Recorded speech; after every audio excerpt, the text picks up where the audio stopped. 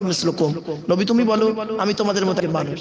এখন কোরআনের আলোচনা করতে গেলে কত ডিফিকাল্ট, একটু ধৈর্যের পরিচয় দিন, টু দি পয়েন্ট কথা বলি। জ্ঞানী গুণী বুদ্ধিজীবী মানুষ আলোচনা শুরুতেই বলে নিলে তবে আমাকে বক্তব্য করতে সুবিধা হবে, আপনাদের শুনতেও সুবিধা হবে। আগে জানতে হবে ওই আয়াতটা, ওই সেন্টেন্স বা বাক্যটা, কোরআনের ওই অংশটা কখন অবতীর্ণ হয়েছে, কোন ব্যক্তিকে কেন্দ্র করে আয়াতটা অবতীর্ণ হয়েছে, এটা জানতে হবে। একে বলে শানে নজুল। শানে নজুল যদি না জানা যায় তাহলে ওই বক্তা ভুল করবেই 100%। চলুন দুই একটা বলে দিই। আবার ওই আয়াতটাকে তারা বলল কি নবী আমাদের মতো মানুষ, ব্যাস আরেকটা আয়াত দিয়ে দিচ্ছে আপনাদের, দেখুন কেমন মাথাটা ঘুরে যায়। আল্লাহ পাক বলছেন ওয়ালাইন আতাতুম বাশারাম মিসলাকুম ইন্নাকুম ইযাল্লা খাসিরুন। 18 নম্বর পারা 3 নম্বর পৃষ্ঠা 9 নম্বর লাইন, সূরা মুমিন। আল্লাহ পাক বলছেন তোমরা যদি মনে করো যে আমরা একজন সাধারণ মানুষের অনুসরণ করছি, মুহাম্মদকে যদি একজন সাধারণ মানুষ মনে করো, ওয়ালাইন আতাতুম বাশারাম মিসলাকুম, তোমাদের মতো একজন মানুষকে যদি তোমরা অনুসরণ করে এটা মনে করো, তাহলে মনে রাখো ইন্নাকুম ইযাল্লা খাসিরুন, তোমরা সব জাহান্নামী, ক্ষতিগ্রস্ত হয়ে যাবে। দেখেছেন? এই জন্য বলতে হয় এই আয়াতগুলো নিয়ে একটু পড়াশোনা করতে হয়, স্টাডি করতে হয়, পড়াশোনার বিকল্প কিছু নাই। সেজন্য আপনাদেরকে আমি টু দি পয়েন্টের উপরে কয়েকটা কথা প্রথমত একটু বলে নিচ্ছি। মুহাম্মাদুন বাশারুন, মুহাম্মদ সাল্লাল্লাহু আলাইহি ওয়াসাল্লাম হলেন একজন মানুষ, তবে লাইসা কাল বাশারি, আমার আপনার মতো কোয়ান্টিটির মানুষ তিনি ছিলেন না। ইয়াকুতুন হাজারুন, ইয়াকুত একটা পাথর, লাইসা কাল হাজারি, সাধারণ পাথরের মতো পাথর নয়।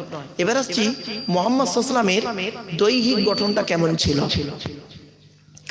আপনারা মুহাম্মদ সাল্লাল্লাহু আলাইহি ওয়াসাল্লামকে দেখেছেন? যারা দেখেছেন স্বপ্নের মাধ্যমে শুনে নিন। নবী বলেছেন যে ব্যক্তি স্বপ্নের মাধ্যমে আমাকে দেখবে, মান রাআনি ফিল মানামি ফাকাদ রাআল হাক্কা ফা ইন্না শাইতানা লা ইয়াতামাসসালু বি। নবী বলেছেন যে ব্যক্তি আমাকে ঈমানি হালতে স্বপ্নের মাধ্যমে দেখবে, সত্য দেখবে, শয়তান কোনোদিন আমার রূপ ধারণ করতে পারে না। মনে রাখবেন। তো মুহাম্মদ সাল্লাল্লাহু আলাইহি ওয়াসাল্লামকে যারা দেখেছেন তাদেরকে জিজ্ঞাসা করবেন, স্বপ্নের মাধ্যমে যারা দেখেছেন তাদের জিজ্ঞাসা করবেন যে শিমুলিয়া গ্রামের কোন লোকটার মতো মুহাম্মদ সাল্লাল্লাহু আলাইহি ওয়াসাল্লামকে দেখতে। এটা শিমুলিয়া গ্রাম তো, হ্যাঁ, জিজ্ঞাসা করবেন। আমি আপনাকে চ্যালেঞ্জ দিচ্ছি, ওই ব্যক্তি কোনো মতেই বলতে পারবে না যে এই লোকটার মতো দেখতে, ওই লোকটার মতো দেখতে। তার কারণটা কি জানেন? মুহাম্মদ সাল্লাল্লাহু আলাইহি ওয়াসাল্লামের দৈহিক যে গঠনটা ছিল, কপালটা, কানের এই অংশটা, গালের এই অংশটা, বডির এই অংশটা, হাতের আঙুলগুলো, পায়ের মাংসগুলো, কাঁধটা সাধারণ মানুষের থেকে একটু আলাদা। অর্থাৎ গেটআপটা এত সুন্দর ছিল মুহাম্মাদের গেটআপটা, আস্তে আস্তে করে দেন, মুহাম্মাদের গেটআপটা এত সুন্দর ছিল, সৃষ্টিকর্তা মুহাম্মাদের গেটআপকে এত সুন্দর করেছিলেন যে ব্যক্তি একবার দেখতেন মুহাম্মদ সাল্লাল্লাহু আলাইহি ওয়াসাল্লামকে, সে শত্রু হোক আর মিত্র হোক, ঘুরে তাকিয়ে আবার দেখতেন। জোরে বলুন সুবহানাল্লাহ। তা বলে মুহাম্মদ সাল্লাল্লাহু আলাইহি ওয়াসাল্লাম আল্লাহ নয়। আমি কি বোঝাতে পারলাম আপনাদের? চলুন একবার শেখ সাদী রহমাতুল্লাহ আলাইহি 2 লাইন আরবি কবিতা একটু পড়ে ফেলুন। বালাগাল উলা বিকামালিহি কাশাফাদ দুজা বিজামালিহি হাসুনাত জামিউ খিসালিহি সাল্লু আলাইহি ওয়া আলিহি আল্লাহুম্মা আমিন। ربنا ظلمنا أنفسنا وإن لم تغفر لنا وترحمنا لنكونن من الخاسرين ربي زدني علما ربي ارحمهما كما ربياني صغيرا। রব্বুল আলামিন সন্ধ্যা থেকে নিয়ে এখন পর্যন্ত বহু আলেম উলামা ওয়াজ নসিহত করেছেন। আমি অদম গুনাহগার, তেমন তো কিছুই জানি না, আমার নিজস্ব বলার কোনো ক্ষমতাই নেই। সুবহানাকা লা ইলমা লানা ইল্লা মা আল্লামতানা ইন্নাকা আনতাল আলিমুল হাকিম। রব্বুল আলামিন যা কিছু বলাবেন, শোনাবেন, পড়াবেন, আল্লাহ আমাদের আমল করার তৌফিক দান করুন। খাস করে মাবুদ, দূর দূরান্ত থেকে যে সমস্ত বাবাজিরা, যুবক ভাইরা, স্নেহের কচি কচি বাচ্চারা, মা বোনেরা রাতের আরামকে হারাম করে দিয়ে, মূল্যবান সময়কে ব্যর্থ দিয়ে, আরামের বিছানাকে ত্যাগ করে দিয়ে পবিত্র কোরআনুল কারীমের মাহফিল, মিলাদুন নবীর জলসা, ইসালে সাহাবী দোয়ার মজলিস, সবরে সালির মাহফিলে হাজির হয়েছেন। কিয়ামতের দিন মুসিবতের সময় এই মাহফিলকে আমাদের সকলের নাজাতের ওসিলা বানায় দেবেন। হে রব্বুল আলামিন, এই মাহফিল আয়োজন করার জন্য যে সমস্ত বাবাজিরা, যুবক ভাইরা, স্নেহের কচি কচি বাচ্চারা, মা বোনেরা শ্রম দিয়ে, অর্থ দিয়ে, মুখের কথার দ্বারায় বিভিন্ন দিক থেকে সহযোগিতার হাত বাড়িয়েছেন, বাড়াচ্ছেন এবং বাড়াবেন, কিয়ামতের দিন মুসিবতের সময় আরশের তলায় ছায়া দান করুন। রব্বুল আলামিন, সাম্প্রদায়িক সম্প্রীতির উপরে সকল ধর্মের মানুষকে নিয়ে আল্লাহ কোরআন ও হাদিসের আলোচনা করা, বোঝা, সঠিক জিনিসটা বলার, বোঝার, বাস্তবে পরিণত করা তৌফিক আমাদের ক্ষমতা দান করুন মাবুদ। ইলাহুল আলামিন, দয়া করে মাহফিলকে কবুল করে নিন। রব্বি ইশরাহ লি সাদরি ওয়া ইয়াসসির লি আমরি ওয়াহলুল উকদাতাম মিন লিসানি ইয়াফকাহু কওলি। اللهم إني أعوذ بك من الهم والحزن وأعوذ بك من العجز والكسل وأعوذ بك من الجبن والبخل وأعوذ بك من غلبة الدين وقهر الرجال. اللهم إنا نسألك علما نافعا وعملا متقبلا ورزقا حسنا وحلالا طيبا. سبحان ربك رب العزة عما يصفون وسلام على المرسلين والحمد لله رب العالمين. وجعل آخر كلامنا عند الموت لا إله إلا الله محمد رسول الله. صدر جلسة. In the name of Allah, the most merciful, most beneficent, peace be to Allah, Lord of the world. স্বনামধন্য সুনির্বাচিত মহামান্য আজকের মাহফিলের সভাপতি সাহেব, আমন্ত্রিত উলামা হযরত, দিন দরদি, ইসলাম দরদি, মুমিন মুত্তাকি মুসলমান, সালিহ নেককার আল্লাহওয়ালা বাবাজিরা, আমার যুবক ভাইরা, স্নেহের কচি কচি বাচ্চারা, পর্দার অন্তরালে, পর্দার সিনা ধার্মিকা, স্নেহময়ী মমতাময়ী আমার মা ও বোনেরা, তার সাথে জানাই আমার আওয়াজ শ্রবণকারী মুসলিম অমুসলিম সমস্ত জাতির মানুষেরা, মহান আল্লাহ পাকের দরবারে শুকরিয়া আদায় করি যে রব্বুল আলামিন আমাকে আপনাকে বসিয়েছেন ইশার নামাজের পর থেকে নিয়ে কিছুক্ষণ কোরআন ও হাদিসের আলোচনা শোনার জন্য। এ শোনার, এ বসার, এ বলার তৌফিক এনায়েত করেছেন যে মহান আল্লাহ পাক। সেই পরওয়ারদিগার বেনিয়াজের দরবারে প্রাণ খুলে, ভক্তি ভরে, উচ্চ আওয়াজে একবার শুকরিয়া আদায় করি, বলুন আলহামদুলিল্লাহ। একটু আমার সাথে সাথে বলুন সুবহানাল্লাহি ওয়া বিহামদিহি সুবহানাল্লাহিল আযীম। এটি হলো বুখারী শরীফের শেষ হাদিস। আর বুখারী শরীফের প্রথম হাদিস কি? ইন্নামাল আমালু বিন্নিয়াত। এর বাংলা অর্থ হচ্ছে প্রত্যেকটা কাজ তার নিয়তের উপরে নির্ভর করে। তাই এতগুলো জ্ঞানী গুণী বুদ্ধিজীবী মানুষ আপনারা এসেছেন, আপনাদের অন্তর একটা নিয়ত আছে। আমি অধম আব্দুল্লাহ খিল মারুফ, তেমন ইলম নাই, তেমন জ্ঞান নেই, আল্লাহ পাক আমাকে এখানে আনিয়েছেন, আমারও অন্তর একটা নিয়ত আছে। আমার নিয়তটা কিন্তু আপনারা কেউ জানেন না, আপনাদের নিয়তটা আমিও জানি না। সুতরাং উভয়ের নিয়ত যিনি জানেন তিনি কে? সৃষ্টিকর্তা আল্লাহ পাক। ইন্নাল্লাহা আলিমুম বিযাতিস সুদূর। নিশ্চয়ই আল্লাহ রাব্বুল আলামিন বান্দার অন্তরের খবর সবই রাখেন। তাই আজকের এখানে যা কিছু আলোচনা হবে, আপনাদের মাঝে আমার মাঝে আলোচনার সাক্ষী থাকবে কে? আল্লাহ। আল্লাহু শাহীদুম বাইনি ওয়া বাইনাকুম। আপনাদের মাঝে আমার মাঝে আজকে আলোচনার সাক্ষী রাখলাম সৃষ্টিকর্তা আল্লাহ পাককে। এবারে আসছি আলোচনার বিষয়বস্তু সম্পর্কে। আমি যেখানে আলোচনা করতে যাই, চাই সেটা কোনো কলেজের লেকচার হোক, বা কোনো হাই স্কুলের নবী দিবস হোক, বা হিন্দু মুসলিম কোনো কনফারেন্স হোক, বা এমনি কোনো আম জলসা হোক, আমি আমার ইন্ট্রোডাকশনে, ইংরেজিতে বলে ইন্ট্রোডাকশন, বাংলায় বলে ভূমিকা, আরবিতে বলে মুকদ্দমা, আমি আমার ভূমিকাতে প্রাথমিক কিছু কথাবার্তা বলি, তারপরে মূল বক্তব্য শুরু করি। নাম্বার 1 হলো আজকের আমার এই বক্তব্য শুনতে আসার জন্য হিন্দু, মুসলিম, জৈন, ব্রাহ্মণ, খ্রিস্টান, কুলি, সাঁওতাল, বাগদি, দুলে, জাতি, ধর্ম, বর্ণ নির্বিশেষে সকলকে আমি আহ্বান করি। এটি আমার কথা নয়, এটি এই কোরআনের কথা। কোরআনের 13 নম্বর পারা 14 নম্বর পৃষ্ঠা, সূরার নাম সূরা ইব্রাহিম, আয়াত নম্বর 1, লাইন নম্বর 1, আল কোরআন কিতাবুন আনজালনাহু ইলাইকা লিতুখরিজান নাসা মিনাজ যুলুমাতি ইলান নূর। এর বাংলা অর্থ কি? আল্লাহ পাক বলছেন, সৃষ্টিকর্তা বলছেন, হে নবী, হে প্রফেট, আমি তোমার উপরে একটি কিতাব অবতীর্ণ করেছি। ওই কিতাবের ভিতরে পৃথিবীর সমস্ত জিনিসের বর্ণনা ওই কিতাবের ভিতরে দিয়েছি। আর ওই কিতাবের দ্বারায় তুমি যে সমস্ত মানুষ অন্ধকারের মধ্যে পড়ে আছে, নোংরার মধ্যে পড়ে আছে, তাদেরকে টেনে টেনে বের করে আলোর দিকে নিয়ে এসো। সেজন্য আমরা বলি কোরআন মানুষকে দেয় আলো। একটু জোরে বলা যাবে সুবহানাল্লাহ। কোরআন কোনোদিন টেররিস্ট বা সন্ত্রাসবাদের শিক্ষা কোরআন কোনোদিন দেয় না। কোরআন কিসের শিক্ষা দেয় তার উপরে আলোচনা করব ইনশাআল্লাহ। 2 নাম্বার, প্রত্যেক জিনিসের একটা ভদ্রতা আছে, শিষ্টাচার আছে, আদব আছে। এই মাহফিলের একটা আদব আছে, বা কোরআন জানিয়ে দিচ্ছে। পবিত্র কোরআন 28 নম্বর পারার 2 নাম্বার পৃষ্ঠা 13 নাম্বার লাইন, সূরার নাম সূরা মুজাদালা, আয়াত নম্বর 11 আল কোরআন, ইয়া আইয়ুহাল্লাযীনা আমানু ইযা কিলা লাকুম তাফাসসাহু ফিল মাজালিসি ফাফসাহু ইয়াফসাহিল্লাহু লাকুম ওয়া ইযা কিলা নশুযু ফানশুযু ইয়ারফাইল্লাহু লাকুম। এর বাংলা অর্থ কি? হে ঈমানদার বান্দাগণ, বিশ্বাসীগণ, তোমরা মজলিসের ভিতরে যখন ফাঁকা জায়গা থাকবে, তুমি আগিয়ে এসে সামনের ফাঁকা জায়গাটা পূরণ করে দেবে। কারণ ফাঁকা জায়গায় ফাঁকা রাখলে শয়তান ওখানে বসবে, কানে কানে কুমন্ত্রণা দেবে। শয়তান কি চায় ওটা কোরআন জানিয়ে দিচ্ছে। পবিত্র কোরআন 7 নম্বর পারার 2 নাম্বার পৃষ্ঠার 3 নাম্বার লাইন, সূরার নাম সূরা মাইদা, আয়াত নম্বর 91 আল কোরআন। সেখানে বলা হয়েছে কি, ইন্নামা ইউরিদু শাইতানু আন ইউকিয়া বাইনাকুমুল আদাওয়াতা ওয়াল বাগদাআ ফিল খামরি ওয়াল মাইসিরি ওয়া ইয়াসুদ্দাকুম আন যিকরিল্লাহ ওয়া আনিস সালাত। আল্লাহ পাক বলেন, শয়তান কি চায় জানো? মদ আর জুয়ার মাধ্যমে শয়তান তোমাদের মাঝে মারামারি লাগিয়ে দিতে চায়। আর কি চায়? ওয়া ইয়াসুদ্দাকুম আন যিকরিল্লাহ, আল্লাহর ইবাদত আরাধনা উপাসনা থেকে তোমাকে বাধা সৃষ্টি করতে চায়। আর কি চায়? ওয়া আনিস সালাত, নামাজ থেকে শয়তান তোমাদের বাধা সৃষ্টি করতে চায়।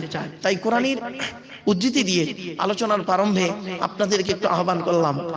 পবিত্র কোরআনের 2 নম্বর পারার 11 নম্বর পৃষ্ঠা 9 নম্বর লাইন, সূরার নাম সূরা বাকারা, আয়াত নম্বর 208 আল কোরআন, ইয়া আইয়ুহাল্লাযীনা আমানু উদখুলু ফিস সিলমি কাফা, হে ঈমানদার বান্দাগণ, পরিপূর্ণভাবে ইসলামের মধ্যে প্রবেশ করো। ওয়ালা তাত্তাবিউ খুতুওয়াতিশ শয়তান, শয়তানের পথ অনুসরণ করিও না। ইন্নাহু লাকুম আদুউম মুবিন, শয়তান হলো তোমাদের প্রকাশ্য দুশমন। So I request for you, so mine excuse me, আলোচনার প্রারম্ভে আপনাদেরকে একটু আহ্বান করলাম। এবারে আসছি আলোচনার বিষয়বস্তু সম্পর্কে। বাপেরা, একটু অনুরোধ করব আপনাদেরকে, যদি একটু আগিয়ে আসেন অত্যন্ত ভালো লাগে। বাবাজিরা, একটু পিছন দিক থেকে আগিয়ে আসেন না। আর চেয়ারে যারা বসেছেন, আমার অমুসলিম ভাইদের জন্য চেয়ারটা, যাদের খুব কষ্ট হবে তারা ওই চেয়ারে বসেন। আর আমার অমুসলিম ভাইরা আসবেন, তাদের জন্য চেয়ারে বসার একটা ব্যবস্থা করা হয়েছে। বাবা, একটু তাদের যদি আপনি বসুন, তাকে বসার সুযোগ করে দিন, দেখবেন খুব ভালো লাগবে।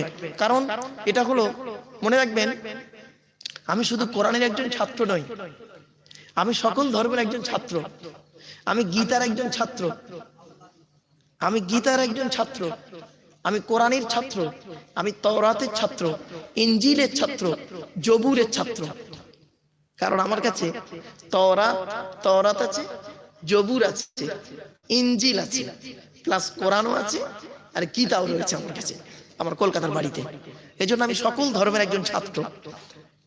সেই জন্য সকল ধর্মের ছাত্র হিসাবে সকল ধর্মের মানুষের কাছে আমি যাই এবং তাদের কাছে আমি সৃষ্টিকর্তার সঠিক তথ্যটা আমি তুলে ধরি।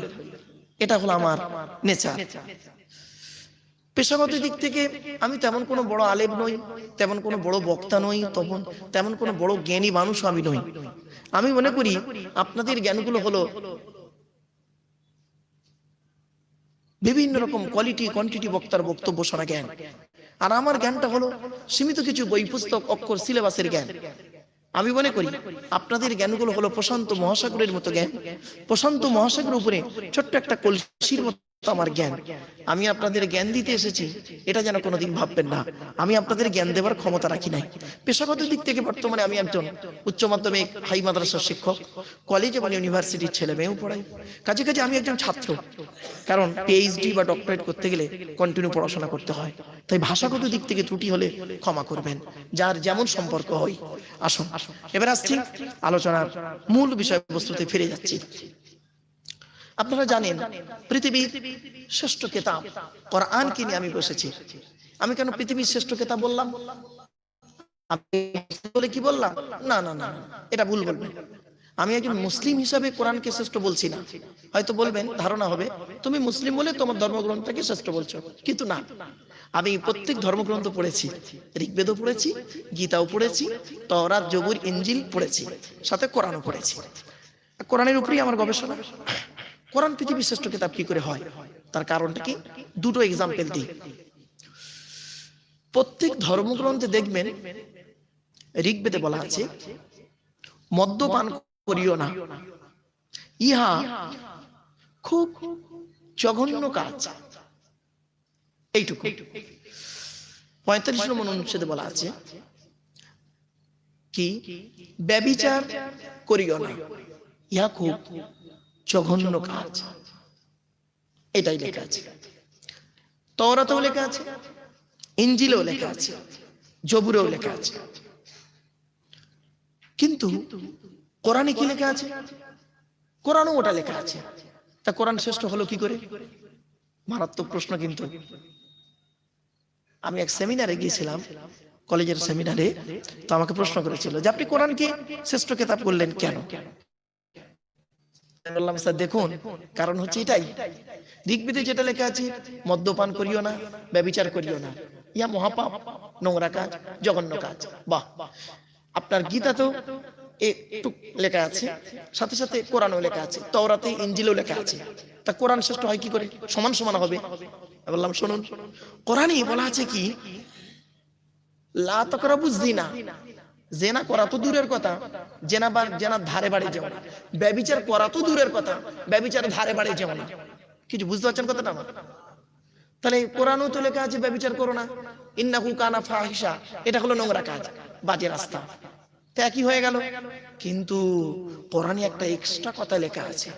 কি এক্সট্রাটা শুনে নি। কোরআনে বলা আছে, আযানিয়াতু ওয়াযানি ফাজলিদু কুল্লা ওয়াহিদিন মিনহুমা মিয়াতা জালদা। 18 নম্বর পারা 9 নম্বর পৃষ্ঠা 3 নম্বর লাইন, সূরার নাম সূরা নূর। আল্লাহ পাক বলছেন, ব্যভিচারকারী নারী হোক আর পুরুষ হোক, ব্যভিচারকারী নারী হোক আর পুরুষ হোক, নো কনসিডার, নো কনসেশন, 100 গা বেত মারা হবে। কত গা? 100 গা বেত মারা হবে। তার মানে কোরআন এটাই জানিয়ে দিচ্ছে যে ওটাও লেখা আছে করোনা খারাপ কাজ, এটাও লেখা আছে করোনা খারাপ কাজ। এক্সট্রা কথা কি লেখা আছে? 100 গা বেত খেতে হবে। যখন মানুষ জানবে ব্যভিচার করতে গেলে, ধর্ষণ করতে গেলে 100 গা বেত খাওয়া হবে, ওই ধর্ষণ করার আগে ও তখন এই কথা যখন মাথায় ঢুকবে না, এই ধর্ষণ করার আগে 3 ঘটি পানি খেয়ে নেবে আগে। কিছু বুঝতে পারলেন? চলো এবার আসছি চুরিটা দেখে নিই। চুরি হলো ভারতীয় সংবিধানের 106 নম্বর ধারাতে বলা আছে, আমি মানে অ্যাকর্ডিং টু ইসলামিক ল এবং অ্যাকর্ডিং টু ইন্ডিয়ান ল, দুটো ল নিয়েও একটু ঘাটাঘাটি করতে হয়। বা কারণ আমি আর একটা কাজের সঙ্গে জড়িত, বিশ্ব মানবাধিকার পরিষদ, ওয়ার্ল্ড হিউম্যান রাইটস কাউন্সিলের আমি হলাম ন্যাশনাল প্রেসিডেন্ট। যার জন্য বাপেরা আমাকে সব কিছু নিয়ে চলতে হয়। আমার গাড়িটা দেখবেন, গাড়ির সামনে লোগোটা দেখলেই বলে দেবে। তো ভারতীয় লতে বলা আছে কি, কোন সরকারি কর্মচারী তার প্রাপ্ত মাইনের অধিক যদি কিছু এক্সট্রা কিছু নেয় অবৈধ, তাহলে কি হবে? 5000 টাকা জরিমানা, 3 বছরের জেল। এইটুকু লেখা আছে। চুরি করা মহাপাপ, কোরআনেও আছে চুরি করো না, চুরি করা পাপ। ঋগ্বেদেও আছে চুরি করা পাপ, সব জায়গাতে আছে চুরি করা পাপ। আর আপনারা ছোটবেলায় ছেলে মেয়েদের পড়েছেন চুরি করা মহাপাপ। বাহ, কোরআনেও লেখা আছে। কোরআন শ্রেষ্ঠ হয় কি করে শুনে নিন, দলিলটা দিয়ে দিচ্ছি। কোরআনে কিন্তু একটা অতিরিক্ত কথা লেখা আছে। কি লেখা আছে বলে দিচ্ছি, আস-সারিকু ওয়াস-সারিকাতু ফাকতাউ আইদিয়াহুমা জাযাআম বিমা কাসাবা নাকালাম মিনাল্লাহ। 6 নম্বর পারা 13 নম্বর পৃষ্ঠা 2 নম্বর লাইন, সূরার নাম সূরা মাইদা। আল্লাহ পাক বলছেন, চোর পুরুষ হোক আর নারী হোক, নো কনসিডার কনসেশন, চোর পুরুষ হোক আর নারী হোক, বিপরীত দিক থেকে হাত আর পাটা তার কেটে দাও। কিছু বুঝতে পারছেন? এই কথাটা শোনার সাথে সাথে চুরি করতে গেলেই যখন ওর কথাটা স্মরণে পড়বে, চুরি করার আগে 3 ঘটি পানি খেয়ে নেবে। কিছু বুঝতে পারছেন বাপেরা? আরো দেখেন, হত্যা করা খারাপ কাজ, হত্যা করা খারাপ কাজ, ঠিক তো বাবা? আচ্ছা, আমি যদি এক্ষুনি ধরুন এত লোকের সামনে একটা বন্দুক নিয়ে এসে আমার এই বাবাজিকে গুলি করে দিলাম আপনাদের সামনে, আপনারা সাক্ষী হলেন তো নাকি? বলুন না। কোর্টে করবেন কি? আপনারা আমার বিরুদ্ধে সাক্ষী দেবেন, আমরা প্রকাশ্যে দিবালকে দেখেছি কি এই লোকটি ওই বৃদ্ধ লোকটিকে গুলি করে মেরে দিয়েছে, তাহলে আমি হলাম একজন খুনি। বিচারক তার সিদ্ধান্ত অনুযায়ী আমাকে ফাঁসি দেবে, ইত্যাদি ইত্যাদি কিছু করবে। বাহ, আপনারা কিন্তু আমি খুন করেছি দেখতে পেলেন। এমনও খুনি এর ভিতরে বসে আছে, খুন করেছে কেউ জানে না, এক একটা খুনি বসে আছে এর ভিতরে। বলবো?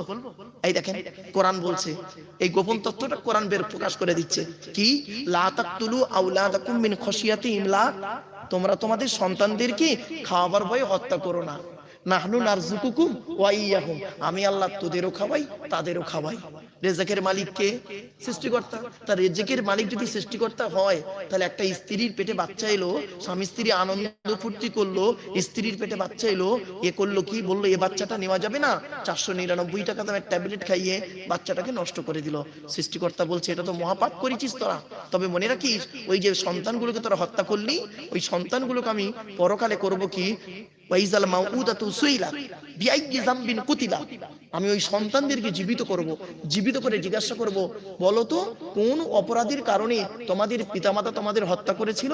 ওই সমস্ত বাচ্চারা বলবে, হে সৃষ্টিকর্তা, আমরা হত্যা হতে চাইনি, পিতা আনন্দ করলো, মাতা আনন্দ করলো, পিতা মাতার আনন্দের ফসল হলাম আমরা। আর করলো কি, আমরা যখন আমার মায়ের বাপের পৃষ্ঠ হতে মায়ের পেটে আসলাম, মা করেছিল কি বাপ করেছিল কি, দুজনে মিলে যুক্তি করে 499 টাকা দামের ট্যাবলেট খাইয়ে, ইনজেকশন খাইয়ে আমাদের মেরে দিয়েছে। হে সৃষ্টিকর্তা, আজকে যদি নরকে দিতে হয়, আমার এই পিতা মাতাকে আগে জাহান্নামায় ঢোকাও, নরকে ঢোকাও, তারপর তোমার বিচার যা হয় করিও। এখন তো আপনার দাড়িটা পেকে গেছে, খুব ভালো মানুষ হয়ে গেছে না, কিন্তু 25 বছর বয়সে কত নোংরা কাজ করেছেন সেই খবরটাই আমাদের নেই। কিছু বুঝতে পারছেন? এই জন্য প্রফেট মুহাম্মদ কি বললেন, যুবক বয়সে 2 রাকাত নামাজ পড়া আর বৃদ্ধ বয়সে 27 রাকাত নামাজ পড়ার সমতুল্য। জোরে বলুন সুবহানাল্লাহ। হে যুবক ভাইরা, বন্ধুরা, আজ তোমরা যুবকরা জলসা দিচ্ছ, আমি একজন স্কুল টিচার হিসেবে এবং যাই বলো কলেজ ইউনিভার্সিটি ছেলে মেয়ে পড়াই, শিক্ষক হিসেবে এতটুকু বলতে পারি, আমিও ছাত্র দলের গান পড়েছি, আমিও 18 বছর পড়েছি, ছেলে মেয়েদের পড়িয়েছি। এই জন্য মুহাম্মদ সাল্লাল্লাহু আলাইহি ওয়াসাল্লামও তিনি বলেছেন যে কি, আশ-শাবাবু শুবাতুম মিনাল জুনুন, হে যুবকরা, এই যুবকী বয়সটা হলো পাগলের মতো জীবন। ঠিক না বেটি? একদম পাগলের মতো জীবন, কখন কোনটা করে না করে এদের হিতাহিত কোনো জ্ঞান থাকে না। এই জন্য প্রফেট মুহাম্মদ বললেন, হে যুবকরা, তুমি কি করো, আগে সৎ হও। সৎ আর সততা দুটো কিন্তু এক নয়। সৎ আর সততা মারাত্মক কথা কিন্তু এটা বললাম। চলুন একটা একটা করে মানে আপনাদের তুলে ধরি। আমরা অনেকগুলো ভুল করে ফেললি সমাজের বুকে। আমি একটা সেমিনারে গেছিলাম তো দিল্লিতে, আমাকে একদিন বলছে একজন কলেজের প্রফেসর, আমাকে বলছে, মারুফ সাহেব, আমি হিন্দু, উনি মুসলিম নন, বলছে মারুফ সাহেব আমি আপনার একজন অন্ধভক্ত। আমি থ্যাংক ইউ। বলছে আমার মোবাইল, আমি একজন হিন্দু প্রফেসর, কিন্তু আমার মোবাইলে আপনার বক্তব্য সব রেখে দিয়া আমি একটু ফলো করি এবং শুনি। তাই আরেকজন হিন্দু ধর্মের একজন আছে প্রদীপ পাল, ওই হরি নামের প্রদীপ পাল শুনি, আর আপনার এই ইসলাম ধর্মে আপনারটাই আমি রাখি। ভালো জিনিস। বলছে আপনার বক্তব্যের ভিতর থেকে আমি একটা জিনিস একটু কম পেলাম, কি, আপনি কয়েকদিন আগে ভারত সরকার একটা ইসলামিক লকে পাশ করলো, সেটি হলো কি 3 তালাক। হলো না বাবা? বলুন না, বলুন না। 3 তালাক। তা আপনি তালাক নিয়ে পার্টিকুলার কোনো লেকচার দেননি কেন? তা আমি বললাম, স্যার কিছু মনে করবেন না, তালাক বলে কোনো শব্দই নেই। সে কি? আমি, স্যার শুনুন, শব্দটা তালাক নয়, শুনে নিন আজকে, শব্দটা তালাক নয় বাপ, শব্দটা হলো তলাক। কি বললাম বাপ? তলাক। ওর বাংলা উচ্চারণ কি? তয়বায় লয়াকার ক। তলাক মানে ওর আরবিতে উচ্চারণ কি? তোয়ে লামালিফ কফ।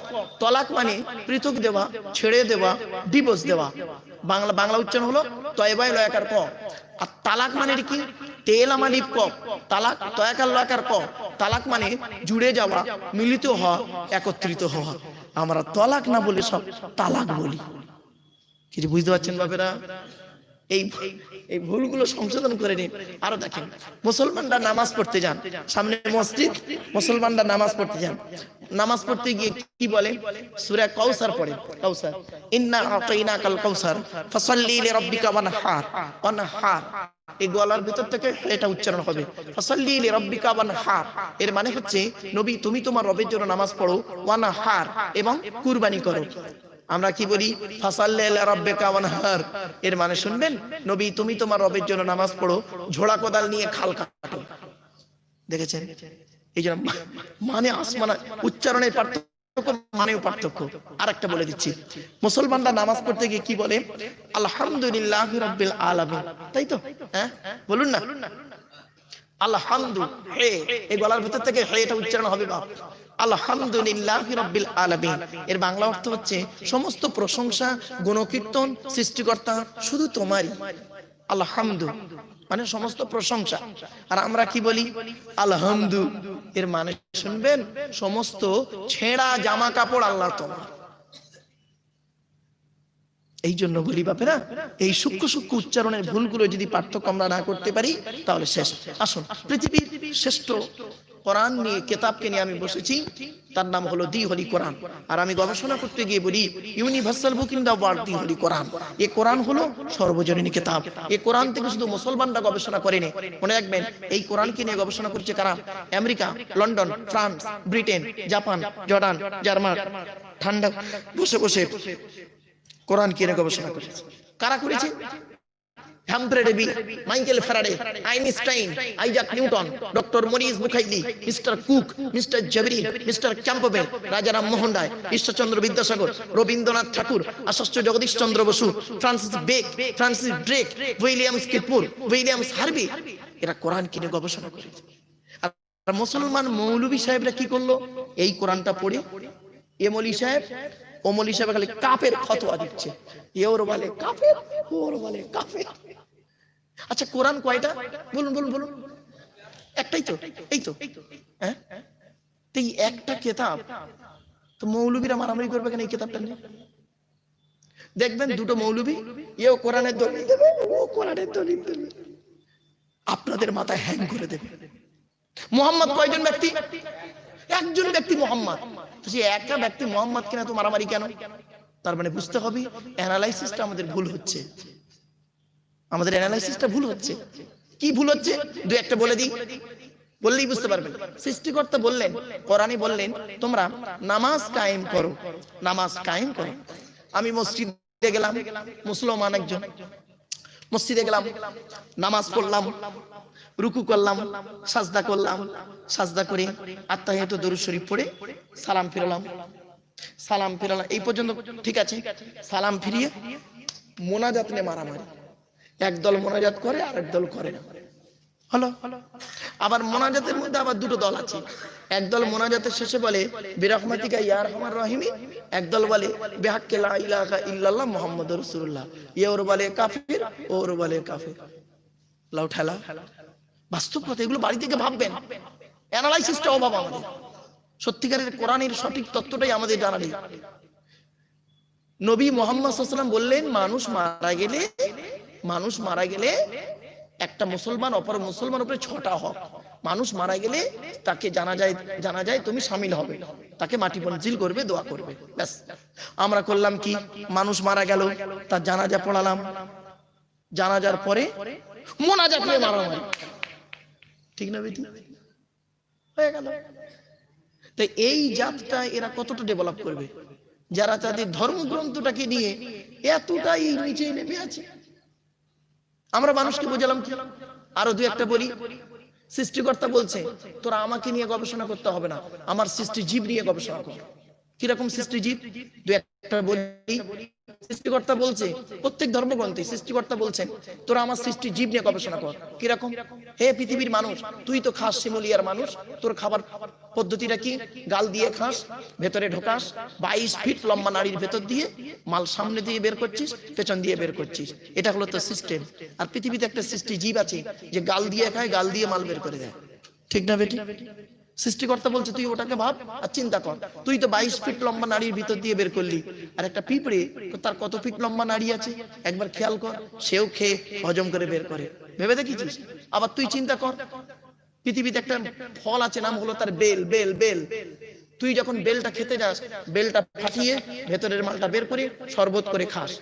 আর হাতিকে একটা গোটা বেল খেতে দিবি, ও গোটা বেলটাই গিলে নেবে, সকালবেলা পায়খানা ফিরবে, গোটা বেলটাই তোর ফিডব্যাক দেবে, ফাটিয়ে দেখবি ভেতরের মাল আর নাই। একবার ভেবে দেখেছিস? সৃষ্টিকর্তা বলছেন তুই একবার ভেবে দেখতো এই পৃথিবীর জমিনে কেন তুই আমাকে ডাকবি, কেন তোরা সৃষ্টিকর্তাকে ডাকবি? কি হিন্দু কি মুসলিম, এ নো ডিভাইডেড। এখানে মনে রাখবেন, আমরা অনেক সময় বুঝি মানুষকে এটাই ভুল বোঝাই, আমাদের শিক্ষার অভাব বলে মানুষকে ভুল বোঝাই। কি এই ও হিন্দু ও মুসলিম, আশ্চর্য। মনে রাখবেন কোথায় স্বর্গ কোথায় নরক কে বলে তা বহুদূর, মানুষের মাঝে স্বর্গ নরক, মানুষের সুরাসুর। মনে রাখবেন, একটা হিন্দুর রক্তের ভিতরে মুসলমানের রক্ত রয়েছে, মুসলমানের রক্তের ভিতরে হিন্দুর রক্ত রয়েছে। জাস্ট এক্সাম্পল দিচ্ছি, আপনাদের এখানে ব্লাড ডোনেশন ক্যাম্প হয়, রক্তদান শিবির, তো ব্লাড ডোনেশন ক্যাম্প যখন হয়, রক্ত ব্লাড যখন নেওয়া হয়, তখন বলা হয় নাকি এই ও হিন্দু ওর রক্ত আলাদা কর, ও মুসলিম ওর রক্ত আলাদা কর, বলে নাকি? আরে ব্লাডের ভিতরে কাস্টের কোনো ডিভাইডেড থাকে না, ব্লাডের ভিতরে কালারের কোনো ডিভাইডেড থাকে না, ব্লাডের ভিতরে জেন্ডারের কোনো ডিভাইডেড থাকে না, অর্থাৎ রক্তের ভিতরে নারী পুরুষ পার্থক্য থাকে না, হিন্দু মুসলমান পার্থক্য থাকে না, কালো ফর্সা কোনো পার্থক্য থাকে না। ব্লাডের ভিতরে গ্রুপ মেলানো হয়, ব্লাডের 4টে গ্রুপ, এ বি আর ও, প্রত্যেকটার মাইনাস প্লাস। একটা হিন্দু রক্তের ভিতরে 3টে জিনিস পাওয়া যায়, লোহিত কণিকা, শ্বেত কণিকা, অনুচক্রিকা, as a same, no difference. একটা মুসলমানের রক্তের ভিতরে ওই 3টেই পাওয়া যায়। পার্থক্য কিসের পার্থক্য করেন? আফসোস, ইসলাম শব্দের অর্থ হলো কি? শান্তি বা আত্মসমর্পণ। আর হিন্দু ভাইদের ঠাকুরদান একটা শব্দ লেখা থাকে, দেখবেন সেখানে লেখা থাকে ওম বলে একটা শব্দ, যা দেবী সর্বভূত শক্তি রূপং নমস্তস্যৈ নমা নমঃ অল্লং সৃষ্টং অল্লং প্রণাম ব্রহ্মম ও তার বিন্দং নমস্তস্যৈ বাংলাশ্বর নমঃ মানি শরদাং সত্যম শিবম সুন্দরম লা ইলাহা ইল্লাল্লাহ মুহাম্মাদান রাসূলান। কোথায় আছি আমি আপনি? আফসোস, ইসলাম শব্দের অর্থ হলো শান্তি, আর ওম শব্দের অর্থ হলো শান্তি। তার হিন্দু মুসলিম মারামারি করেন কেন? তার মানে বুঝতে হবে, আমরা ছোটবেলায় পড়েছিলাম মাইনাসে মাইনাসে প্লাস, তার মানে শান্তি শান্তি অশান্তি নাকি? এটাই বোঝাতে চাই। জানতে হবে এডুকেশনের অভাব। কি বাবা, একটু আগে আসেন না বাবা, আসেন। আচ্ছা, টান দিচ্ছে না বলে প্রবলেম হচ্ছে আপনাদের? হ্যাঁ, টেনে বলছি না বলে, হ্যাঁ একটু দাঁড়ান, মালটা একটু গরম হয়ে যাক, টেনে টুনে ছেড়ে ছাড়াই দিচ্ছে একটু, কারণ মানুষের ধারণা হলো টান না দিলে বক্তা বেকার। চলে তো এবারে আসুন, আফসোস এগুলো। বিশ্বনবী মুহাম্মদ সাল্লাল্লাহু আলাইহি ওয়াসাল্লাম কি সুন্দর আদর্শ দিয়ে গেলেন। তো আজকে আমরা এই পার্থক্য শুরু করে দিলাম। এগুলো হয় কেন জানেন?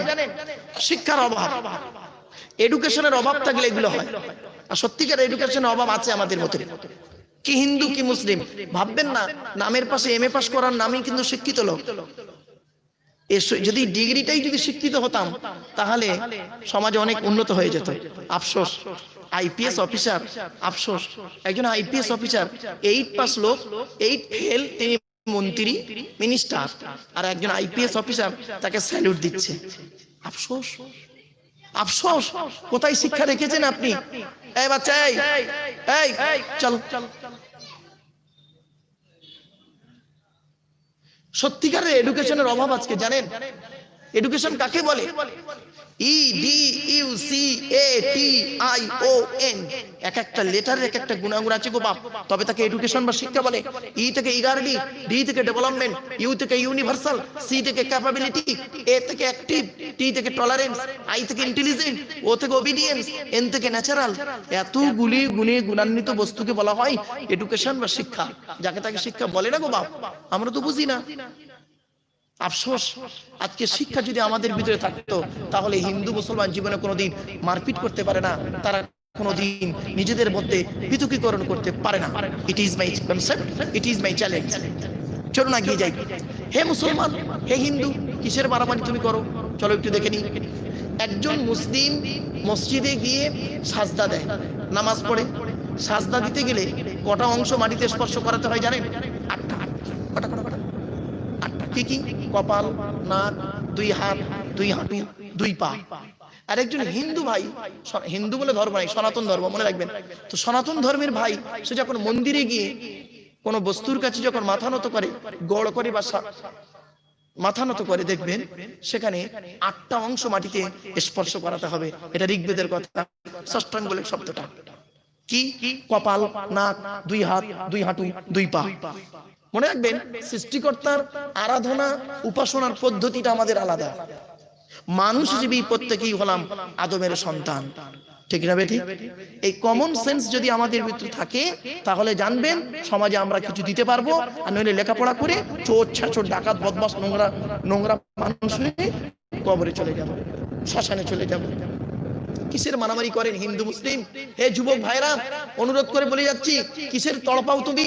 তুমি মনে রেখো, পার্থক্য একটা পর্দা, কি বললাম, একটা ধাপ। ধাপটার নাম কি শুনবেন? উপর আর নিচে। কি বললাম? কি বললাম? বলো বলো বলো। উপর আর নিচে। কিরকম বলে দিই, আপনি এখন উপরে বসে আছেন, আপনারা এখানে বসে আছেন না, মাটির উপরে আছেন।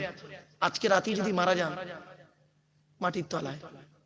এইটা আপনাদের মসজিদের ইমাম সাহেব এসে শুনলাম বহুদিন ইমামতি করেছেন, তাই না?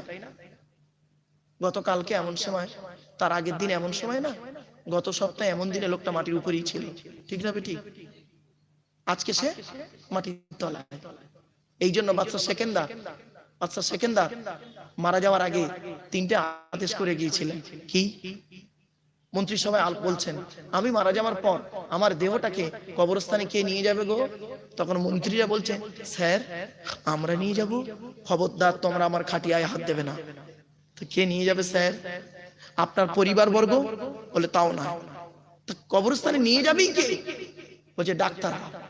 লাউ ঠেলা, 1 নাম্বার। 2 নাম্বার, আমি মারা যাওয়ার পর আমার কবরের পাশে আমার উপার্জিত সম্পদ কিছুদিন রেখে দেবে। 2 নাম্বার। 3 নাম্বার বললেন, আমি মারা যাওয়ার পর মানুষ মারা গেলে তাকে কি করা হয়? আমরা মুসলমানরা পুরুষদের 3টে কাপন দেওয়া হয় আর মহিলাদের 5টা কাপন দেওয়া হয়। এর ইতিহাস আছে গো বাপ। চলো, তো কাপন যখন দেওয়া হয় দেখবেন পুরুষকে হাত দুটো কাপনের ভিতরে দেওয়া হয় না? হ্যাঁ, কাপনের ভিতরে দেওয়া হয়। উনি বলে যাচ্ছেন, আমি মারা গেলে আমার হাত দুটো কাপনের বাইরে করে দেবে। ব্যাখ্যাটা উনি করে দিচ্ছেন, স্যার আপনি একটু খুলে বলুন। এবার উনি বলছেন, বাদশা সেকেন্দার কি? শোনো, আমার দেহটা, আমার লাশটা কবরস্থানে ডাক্তাররা নিয়ে যাবে। কেন বললাম? মানুষের ধারণা হয় ডাক্তার মানুষের জীবন নেয়, জীবন দেয় না। জীবন দেওয়া নেওয়ার মালিক হলেন উপরে সৃষ্টিকর্তা, ঠিক না বেঠিক? ডাক্তার তার যতটুকু বিবেক বুদ্ধি সৃষ্টিকর্তা দিয়েছে, সেই বিবেক বুদ্ধিগুলো এক্সপিরিয়েন্স সে আমার দেহের মধ্যে প্রয়োগ করেছিল। লাস্টে সে ফেল। সে এটাই বলে দিচ্ছে, ওরে পৃথিবীর মানুষ শোন, আমি ডাক্তার হয়ে আমার কোনো ক্ষমতা নেই, আমার যতটুকু বিদ্যা বুদ্ধি ছিল এর ভিতরে প্রয়োগ করেছি, আমার বিদ্যা শেষ। এবারে যার জিনিস সে নিয়ে নিয়েছে, আমি কাঁধে করে কবরস্থানে দিয়ে আসছি। 1 নাম্বার।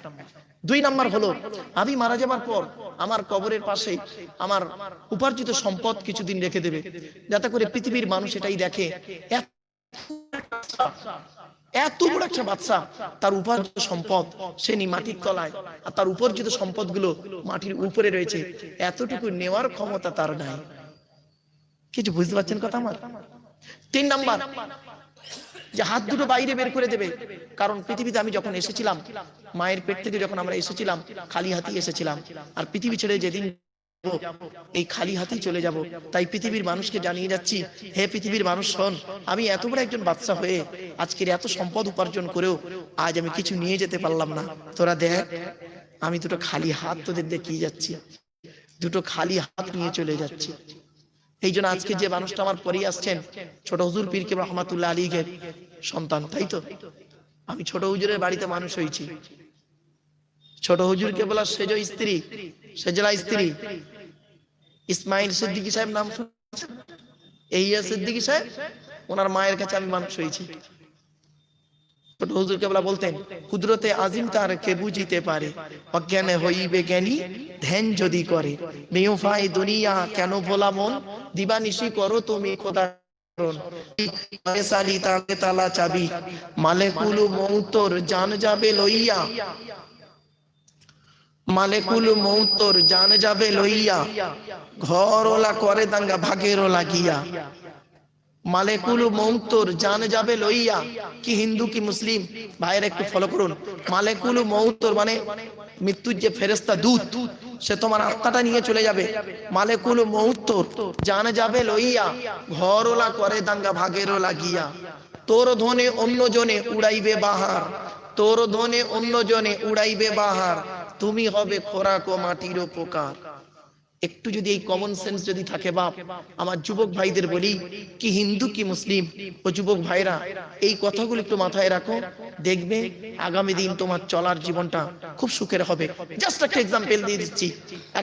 সেন্টিমেন্টাল কথা বলে দিচ্ছি, কি শুনে নিন।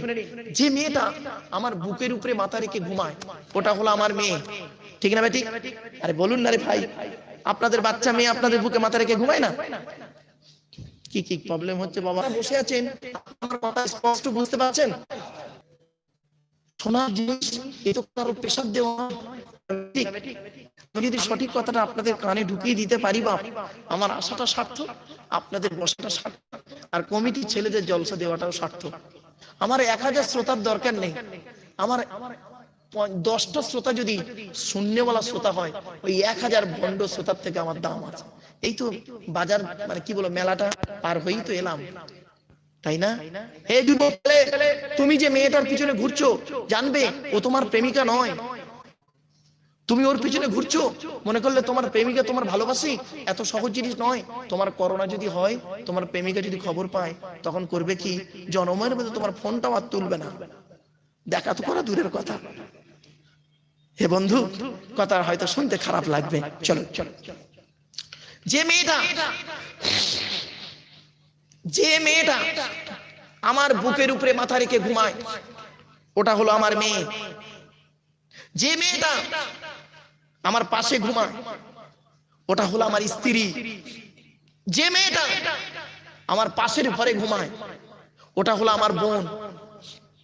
যে মেয়েটা আমার জন্য রাতের পর রাত জেগেছে ওটা কে?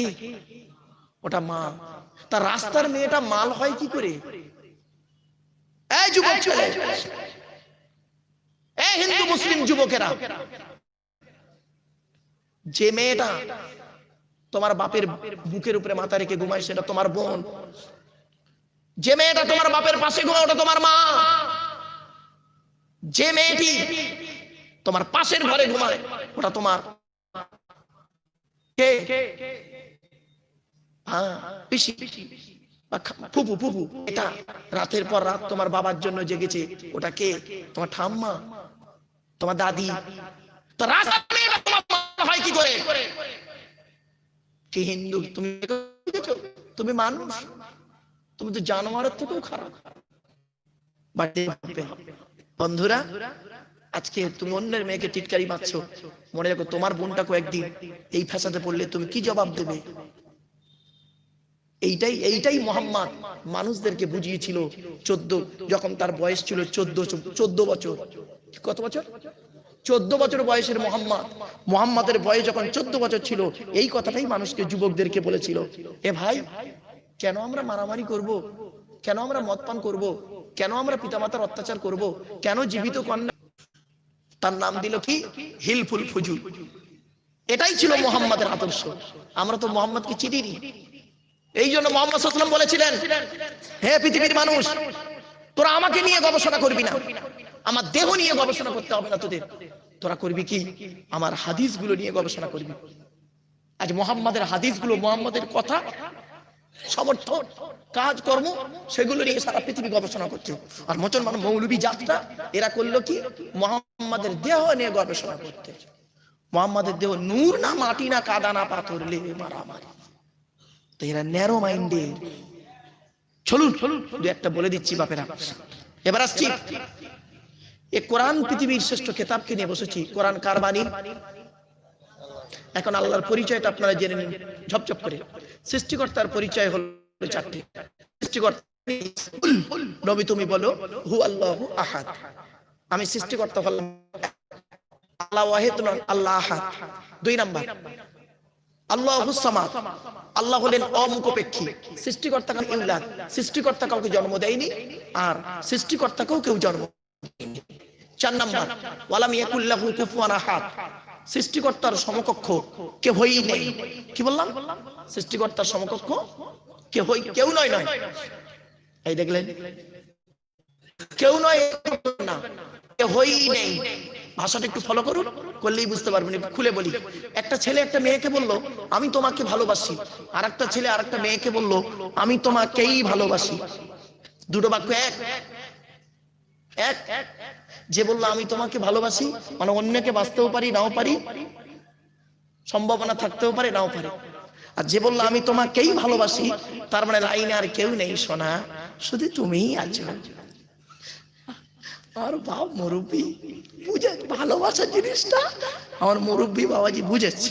যাক, আসলে এইসব মুরব্বী গুলো হাসলে জলসায় যদি আমি এই মুরব্বীদের হাসাতে পারি না, আমি খুব ভালো লাগে আমার। অনেক মুরব্বী লোক তারা বলে, বাবা তুমি হাসাচ্ছ। আমি না গো বাপ, আপনারা একটু খুশিতে আছেন, কিন্তু অনেক মুরব্বী লোক আছে আহারে জীবনে হাসতে পারে না। 40 বছর বয়সের পর থেকে হাসি উঠে গেছে। কেন হাসি উঠে গেছে? বইয়ের জ্বালায়, ছেলের জ্বালায়, বৌমার জ্বালায় ওর হাসি মুখ থেকে উঠে গেছে। অন্তত কোরআনের মাহফিলে বসে একটু যদি ইসলামিক হাসি হাসে, রাসূলুল্লাহ খুশি হবে। আল্লাহর নবী সাহাবীদের নিয়ে হাসতেন, শুনে নিন। আল্লাহ রাসূল সাহাবীদের নিয়ে ইয়ার্কি করতেন, আমরা তো জানি না। আবু বকর, ওমর, উসমান, তারপর সালমান ফারসি, বেলাল, তালহা, বয়স্ক সাহাবী আব্দুল্লাহ ইবনে মাসউদ যখন বসে থাকতেন আর নবী ওদের সামনে বসে এমন এমন ইয়ার্কি করে কথা বলতেন, রসালো কথা, সাহাবীরা সব হেসে নাটক রাসূলুল্লাহ হাসতেন। ভাববেন এরাই এতে হয় কি আদর্শ ছিল এটা। আবার মুহূর্তের মধ্যে রাসূলুল্লাহ বলতেন কি, ফালিয়াহাকু কলিলাও ওয়ালিয়াবকু কাসীরা, তোমরা এই যে হাসছো, এই হাসির থেকে তোমরা কাঁদো, একটু বেশি বেশি করে কাঁদো, কারণ পৃথিবীতে যে পাপ করেছো পাপের জন্য কাঁদো। কিছু বুঝতে পারছেন বাপরা আমার কথাগুলো? চলো এবার আসছি। আবাদা ইয়াবুদু মানে ইবাদত করা, নাবুদু মানে আমরা ইবাদত করি, কা মানে তোমার, নাবুদু মানে তোমার ইবাদত করি, আমরা তোমার ইবাদত করি। কিন্তু আল্লাহ পাক কি বললেন? ইয়্যাকা না'বুদু ওয়া ইয়্যাকা নাস্তাঈন।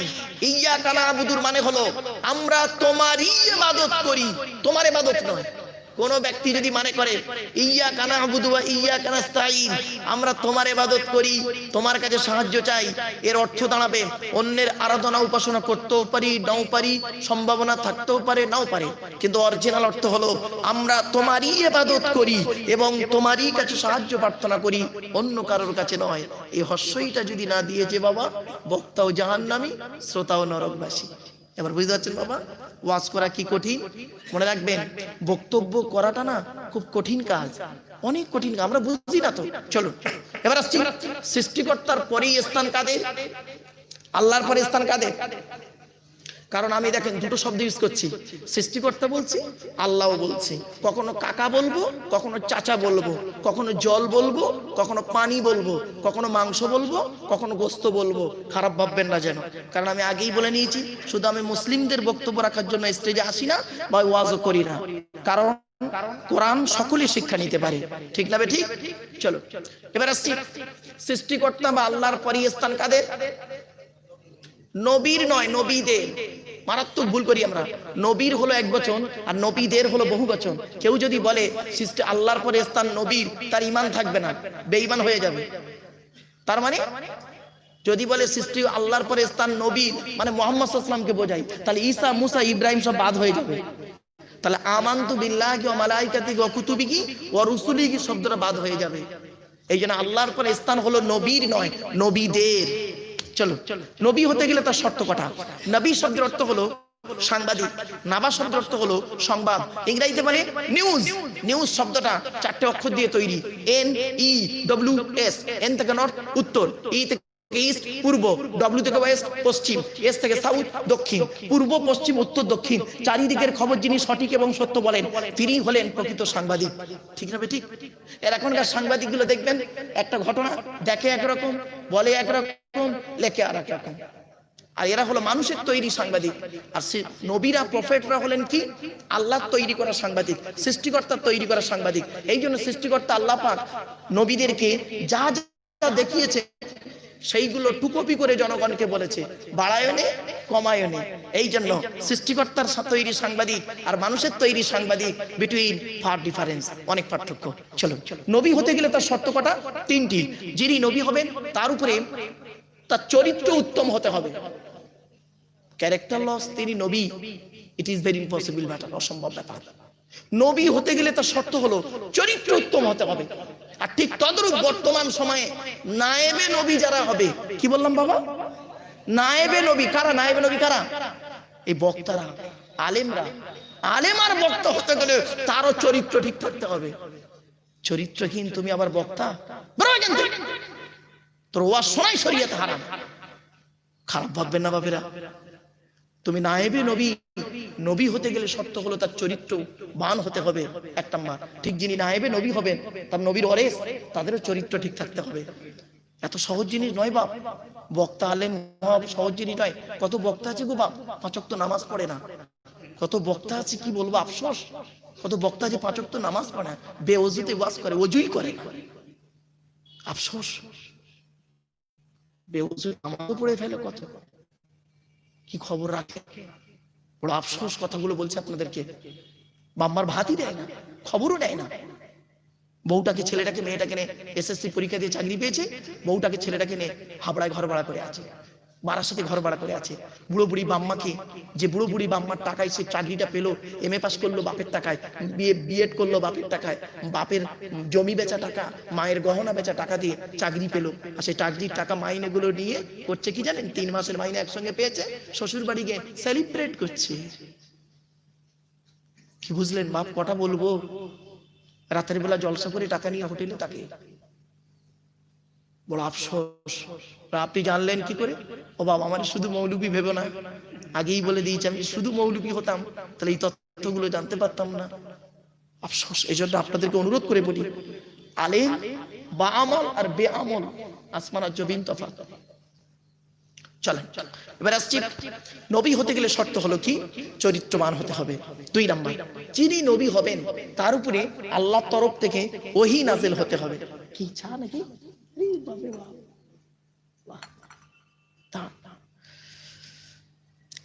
3 নাম্বার, যিনি নবী হবেন তার দ্বারাই অলৌকিক ঘটনা ঘটতে হবে, মানে মুজিজা যাকে বলে, একটা হতে পারে 50টা হতে পারে।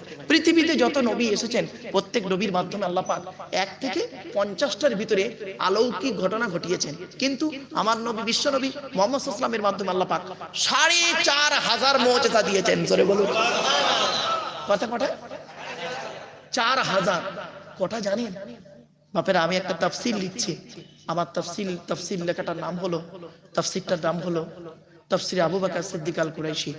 দাদা হুজুর কেবলার নামে তাফসীরটা লেখা, এই প্রথম কোন তাফসীর দাদা হুজুর কেবলার নামে লেখা। আল্লামা রুহুল আমিন হুজুর আলিফ লাম মিমের পারাটা করেছিলেন, তারপরে স্টপ, তারপরে তো উনি ইন্তেকাল করলেন। তো আমি হতভাগা, গোটা কোরআনের তাফসীর লেখা চলছে বাপ। আমি যেদিন মারা যাব সেদিন হয়তো আমার লেখা তাফসীর আপনাদের হাতে এসে পৌঁছাবে।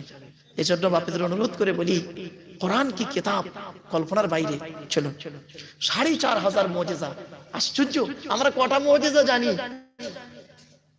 এই 4500 মুজিজা শুনলে অবাক হয়ে যাবে, কতগুলো মুজিজা বলবো আপনাদের। চলুন আলোচনা করতে করতে ইনশাআল্লাহ হয়ে যাবে।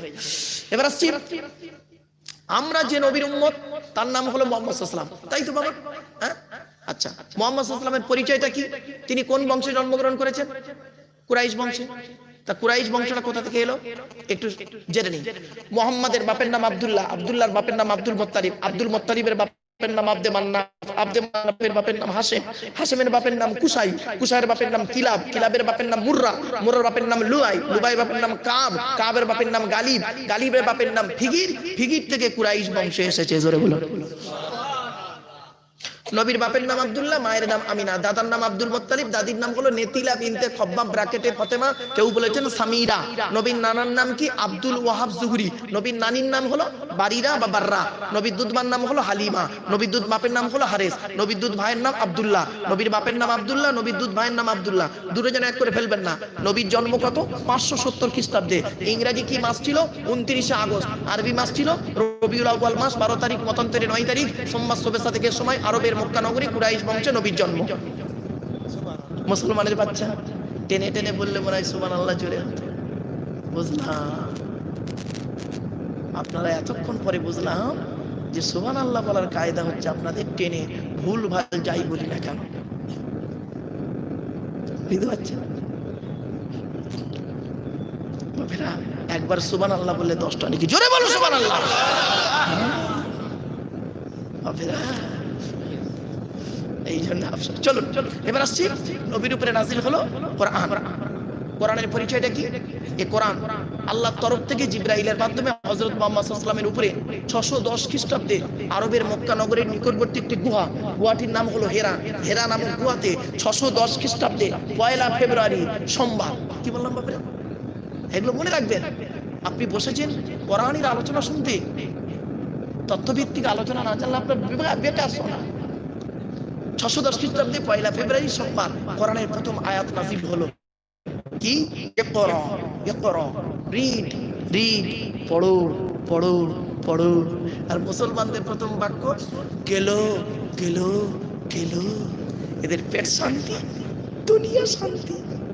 পৃথিবীতে এমনও জাতি আছে যে জাতির বাড়িতে গিয়ে দেখবেন 100 টাকা ইনকাম করলে 80 টাকা খায়, 20 টাকা রেখে দেয় ছেলে মেয়েকে মাস্টার, ডাক্তার, ইঞ্জিনিয়ার, প্রফেসর করাবে বলে। পৃথিবীতে একটা জাতি আছে যে জাতি 100 টাকা ইনকাম করলে 150 টাকার 1 কেজি গোস্ত কিনে বাড়ি আসে, 50 টাকা ধার। আফসোস, পৃথিবীতে এমনও জাতি আছে যে জাতির বাড়িতে গিয়ে দেখবেন কি করেছে, সামসেট গুলোতে রেখেছে বড় বড় কেতাব, পুস্তক, ছেলে আমার মাস্টার, ডাক্তার, ইঞ্জিনিয়ার, প্রফেসর হবে, কোর্টের জজ হবে। পৃথিবীতে একটা জাতি আছে যে জাতির বাড়ি থেকে দেখবেন সামসেট গুলোতে বিশাল বড় বড় তরকারির হাঁড়ি আছে, মালবকরা ঈদে বেরোবে, চিন্তা নেই। আফসোস, শুনে নিন, মুহাম্মদ সাল্লাল্লাহু আলাইহি ওয়াসাল্লাম একদিন আরবের মানুষের প্রশ্ন করছে, হে মুহাম্মদ তুমি কি চাও, তোমার ধান্দাটা কি, এই যে কি প্রচার করছো এটা কি চাইছো, তুমি কি চাইছো, তুমি কি কোনো সম্পদ চাইছো, এর মাধ্যমে ইনকাম করতে চাইছো? তাই যদি হয় বলো, অর্ধেক আরব তোমার নামে আমরা লিখে দিচ্ছি, খুশি তো? মুহাম্মদ সাল্লাল্লাহু আলাইহি ওয়াসাল্লাম কি বলেছিল জানেন? দরকার নেই, কি চাও? সুন্দরী মেয়ে, তাই যদি হয় বলো, তাহলে আরবের সবথেকে সুন্দরী মেয়েটার সঙ্গে তোমার বিবাহ দেব, খুশি তো? মুহাম্মদ সাল্লাল্লাহু আলাইহি ওয়াসাল্লাম বলেছিলেন ওটাও দরকার নেই, তা চাওটা কি, ঠান্ডাটা কি চাই? আমার নবী নিজের থেকে কোনো কথা বলতেন না, আল্লাহর ওহী ছাড়া। ওমা ইয়ানতিকু আনিল হাওয়া ইন হুয়া ইল্লা ওয়াহয়ুহা। বাস আল্লাহ বলে দিলেন, সৃষ্টিকর্তা বললেন মুহাম্মদকে, মুহাম্মদ তুমি বলে দাও তুমি পৃথিবীতে এসেছো কেন আর কি চাও। বাস কোরআনের আয়াত নাযিল হয়ে গেল। কুল, নবী তুমি বলো, রব্বি জিদনি ইলমা, রব্বি জিদনি ইলমা, রব্বি জিদনি ইলমা। 16 নম্বর পারার 19 নম্বর পৃষ্ঠা 2 নম্বর লাইন, সূরার নাম সূরা তাহা। হে নবী তুমি বলো, হে পৃথিবীর মানুষ আমি কি চাই জানো? ওগো আল্লাহ তুমি আমার জ্ঞানকে বাড়িয়ে দাও, জ্ঞানকে বাড়িয়ে দাও, জ্ঞানকে বাড়িয়ে দাও। এই জন্য মুহাম্মদ সাল্লাল্লাহু আলাইহি ওয়াসাল্লাম বলেছিলেন, উতলুবুল ইলমা মিনাল মাহদি ইলাল লাহাদ, দোলনা থেকে নিয়ে কবর পর্যন্ত লেখাপড়া শেষ। মুহাম্মদ এই জন্যই বলেছিলেন। আফসোস আমরা কিন্তু সেটাই করি না। এবার আসছি কোরআনের ভিতরে কি আছে দেখি। 30টা পারা, 540টা রুকু, 114টা সূরা, 14 থেকে 15 খানা সাজদা, 7টা মানজিল, 8 থেকে 12 খানা সাক্তা, 6666টা আয়াত, 3,23,215টা অক্ষর। এ কোরআন 22 বছর 9 মাস কয়েকদিন, কম বেশি 23 বছর ধরে কোনো ঘটনাকে কেন্দ্র করে, কোনো ব্যক্তিকে কেন্দ্র করে, কোনো বস্তুকে কেন্দ্র করে, কোনো জায়গাকে কেন্দ্র করে কোরআনের আয়াতগুলো নাজিল হয়েছে। 6666টা আয়াত 12,000 জায়গায় নাজিল হয়েছে। কটা জায়গার নাম আপনারা জানেন? 12,000 জায়গায় নাজিল হয়েছে। এমনি এমনি কিতাবটা আসে নাই। এর ভিতরে কি আছে? এর ভিতরে কি আছে কল্পনার বাইরে। আমার স্কুল, তাহলে আপনাদের বলি, আমার স্কুল হলো উচ্চ মাধ্যমিক স্কুল। আমি যখন প্রথম জয়েন করি, গভর্নমেন্ট সার্ভিস করি, যখন জয়েন করলাম করতে, আমার স্কুলের হেডমাস্টার খুব ভালো মানুষ। তিনি আমাকে বলছেন, সংগ্রামপুর তাবারকে উচ্চ মাধ্যমিক হাই মাদ্রাসা, তো আমাকে বলছে, মারুফ আমি শুনেছি তুমি পশ্চিমবাংলায় ফার্স্ট হয়েছো, পশ্চিমবাংলায় সেকেন্ড হয়েছো। মমতা, বুদ্ধদেব, মনমোহন সিং তখন ছিল প্রতিভা প্যাটেল রাষ্ট্রপতি, সেও পর্যন্ত প্রাইজ দিয়েছে। তো আমি শুনেছি, তথায় তুমি যে সাবজেক্টের টিচার, সে সাবজেক্ট তো তুমি পারবে এটা আমি জানি, তবে অন্যান্য সাবজেক্টগুলো যদি তুমি একটু নিতে, তাহলে আমার তো টিচার এখন আসেনি, তাহলে খুব ভালো হয়। তা বললাম বলুন স্যার, চেষ্টা করব। তখন বললেন যে কাজ করো, তুমি ভূগোলটা নাও, ভূগোল, জিওগ্রাফি 9, 10 ভূগোলটা যদি নাও টিচার আসা পর্যন্ত। আমি বললাম ঠিক আছে স্যার, মানুষ হলো অভ্যাসের দাস। মুহাম্মদ সাল্লাল্লাহু আলাইহি ওয়াসাল্লাম বলেছেন, মানজাদ্দা ফাওয়াজাদা, যে চেষ্টা করে সে পায়। ঠিক না বেটি? অনেকে ধারণা হয় মৌলভী সাহেব লোক, ও আবার ইংরেজি পড়াতে পারে, মৌলভী সাহেব লোক ও অঙ্ক করাতে পারে। This idea is very wrong, it is by challenge. মনে রাখবেন, বাস্তব কথা আমরা তো বুঝি না। তা বললো তুমি ভূগোলটা নাও, আর মোটামুটি এই পর্যন্ত ইংলিশটা তুমি দেখো। ঠিক আছে চেষ্টা করবো। তো আমি পড়াচ্ছি ভূগোল, পড়াতে পড়াতে পড়াতে পড়াতে ভূগোলের যিনি টিচার তিনি এলেন, MA BA, আস্তে তার সাবজেক্ট তাকে দিয়ে দিলাম। দেওয়ার পরে ভূগোলের টিচারটা আমাকে বলছে, স্যার একটা কথা বলবো, আপনি খারাপ ভাববেন না? বললাম না। বলছে, স্যার আমি আপনার লেকচার শুনলাম, আপনি কোন এক কলেজে সেমিনারে গিয়ে বলেছেন যে কোরআনে আল্লাহ পাক বলেছেন পৃথিবীর সমস্ত জিনিসের বর্ণনা ওই কোরআনের ভিতরে ডাইরেক্ট ইনডাইরেক্ট আছে। আমি বললাম হ্যাঁ, বলি প্রবলেম কি? প্রবলেমটা কি? বলছে, স্যার প্রবলেম তো মারাত্মক। কোরআন এসেছে মাত্র 1,500 বছর আগে কোরআন এসেছে, আর প্লেন এসেছে তো মাত্র 150 বছর আগে, প্লেনটাও তো ছিল না। এই প্লেনটা কোরআনে ঢুকবে কি করে? বললাম স্যার দাঁড়ান, আমি ক্লাস 9-এর ক্লাস টিচার, ফার্স্ট পিরিয়ডটা করে আসি, টিফিন আওয়ারে কথা হবে আপনার সাথে।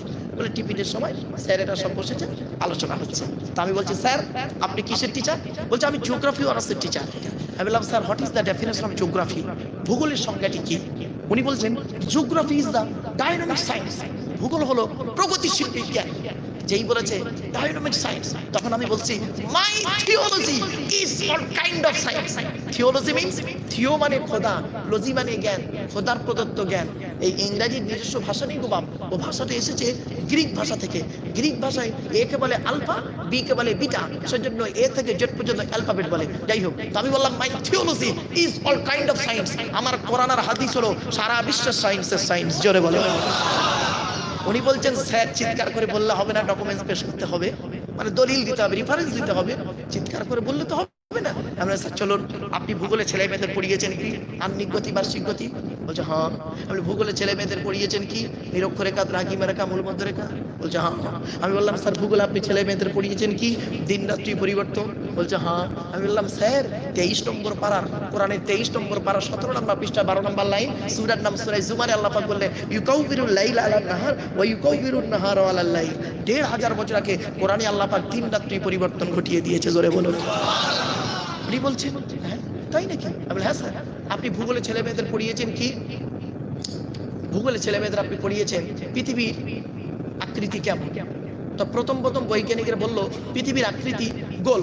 তারপরে 1597 খ্রিস্টাব্দে ফ্রান্সিস ড্রেক উনি করলেন কি, সারা পৃথিবী জাহাজে করে ঘুরে এলেন, এসে বলছেন না না না না, এই পৃথিবীর আকৃতিটা দুটো মেরু চ্যাপ্টা, কমলা লেবুর মতো দেখতে, সুমেরু মেরু চ্যাপ্টা, পেটটা ডাবা, কমলা লেবুর মতো দেখতে। তারপরে উনি করলেন কি, কোরআন পড়তে শুরু করলেন। কোরআনের ভিতরে পৃথিবীর আসল তথ্য দেওয়া আছে। কোরআনে কি লেখা আছে? ওয়াল আরদা বাদা যালিকা দাহাহা। দাহিয়ুন শব্দের অর্থ হলো উট পাখির ডিমের মতো। তারপর লাস্টে উনি বলে দিলেন পৃথিবীর আকৃতি কোরআনই সঠিক বলে গেছে। জোরে বলুন সুবহানাল্লাহ। উনি বললেন যে, আমি বললাম স্যার আপনি ভূগোলে ছেলে মেয়েদের পড়িয়েছেন বায়ুমণ্ডলের স্তর, স্ট্র্যাটোস্ফিয়ার, এক্সোস্ফিয়ার, আয়োনোস্ফিয়ার, বায়ুমণ্ডলের স্তর। বলছে হ্যাঁ। আমি বললাম 1,500 বছর আগে কোরআনে আল্লাহ পাক জানিয়ে দিয়েছেন। কোথায় লেখা আছে? ইন্নাল্লাহু ইয়ামসিকুস সামাওয়াতি ওয়াল আরদা আন তাযুলা ওয়া লা ইন যালাতা ইন আমসাকাহুমা মিন আহাদিন মিন বাদি ইন্নাহু কানা হালিমান গফুরা। 22 নম্বর পারা 18 নম্বর পৃষ্ঠা 11 নম্বর লাইন, সূরার নাম সূরা ফাতির। আল্লাহ পাক বলে দিলেন, আমি আল্লাহ আসমান আর জমিনের মাঝখানে একটা স্তর করে দিয়েছি। ওই স্তরের উপরে যারা থাকবে মহাশূন্যে ভেসে বেড়াবে, স্তরের নিচেই যারা থাকবে মাটি তাদের আকর্ষণ করে রাখবে। কোরআনের এই আয়াত কিনে গবেষণা করলো কে? Second scientific in the world, sir Isaac Newton. উনি করলেন কি 1665 খ্রিস্টাব্দে আপেল গাছের তলায় বসে বসে গালাগাল দিয়ে চিন্তা করলেন আপেলটা এখন উপর থেকে নিচের দিকে নামে। ভাবতে ভাবতে মধ্যাকর্ষণ শক্তি আবিষ্কার করে ফেললো। 1,500 বছর আগে কোরআনে বায়ুমণ্ডলের স্তরের কথা বলা আছে। জোরে বলুন সুবহানাল্লাহ। উনি বলছেন, আমি বললাম স্যার আপনি ভূগোলে ছেলে মেয়েদের পড়িয়েছেন চাঁদের নিজস্ব আলো নেই, সূর্যের আলোয় আলোকিত। বলছে হ্যাঁ ঠিকই তো। আমি বললাম স্যার এটা কোরআনের কথা। বলে সে কি? বললাম শুনুন, কোরআনে লেখা আছে তাবারাকাল্লাযী জাআলা ফিস সামাই বুরুজাও ওয়া জাআলা ফিহা সিরাজাও ওয়া কমারাম মুনীরা। 19 নম্বর পারা 4 নম্বর পৃষ্ঠা 6 নম্বর লাইন, সূরার নাম সূরা ফুরকানে আল্লাহ পাক বলে দিলেন যে আমি আল্লাহ কত বরকতময়। বান্দা একবার চিন্তা করে দেখো, এ সৃষ্টিকর্তা আমি কত বরকতময়, তোমরা একবার ভেবে দেখো গো। সৃষ্টিজীব মানব জাতি একবার চিন্তা করে দেখো, আমি সৃষ্টিকর্তা, আমার পরিচয়টা দেখো। আমি সূর্যকে প্রদীপ করেছি, আর চাঁদকে মুনির বা নূর করে পাঠিয়েছি। মুনির বা নূর শব্দের অর্থ হলো নিজস্ব আলো নয়, ধার করা আলো। ওই জন্য চাঁদের নিজস্ব আলো নেই।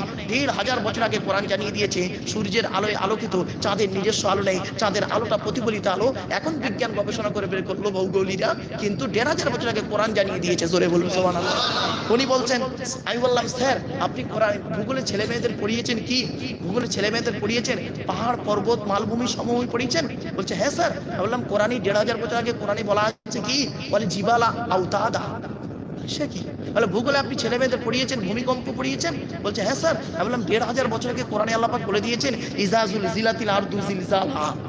আমি বললাম ভূগোলে আপনি ছেলে মেয়েদের পড়িয়েছেন স্যার, মনে আছে আপনার, খেয়াল পড়ছে?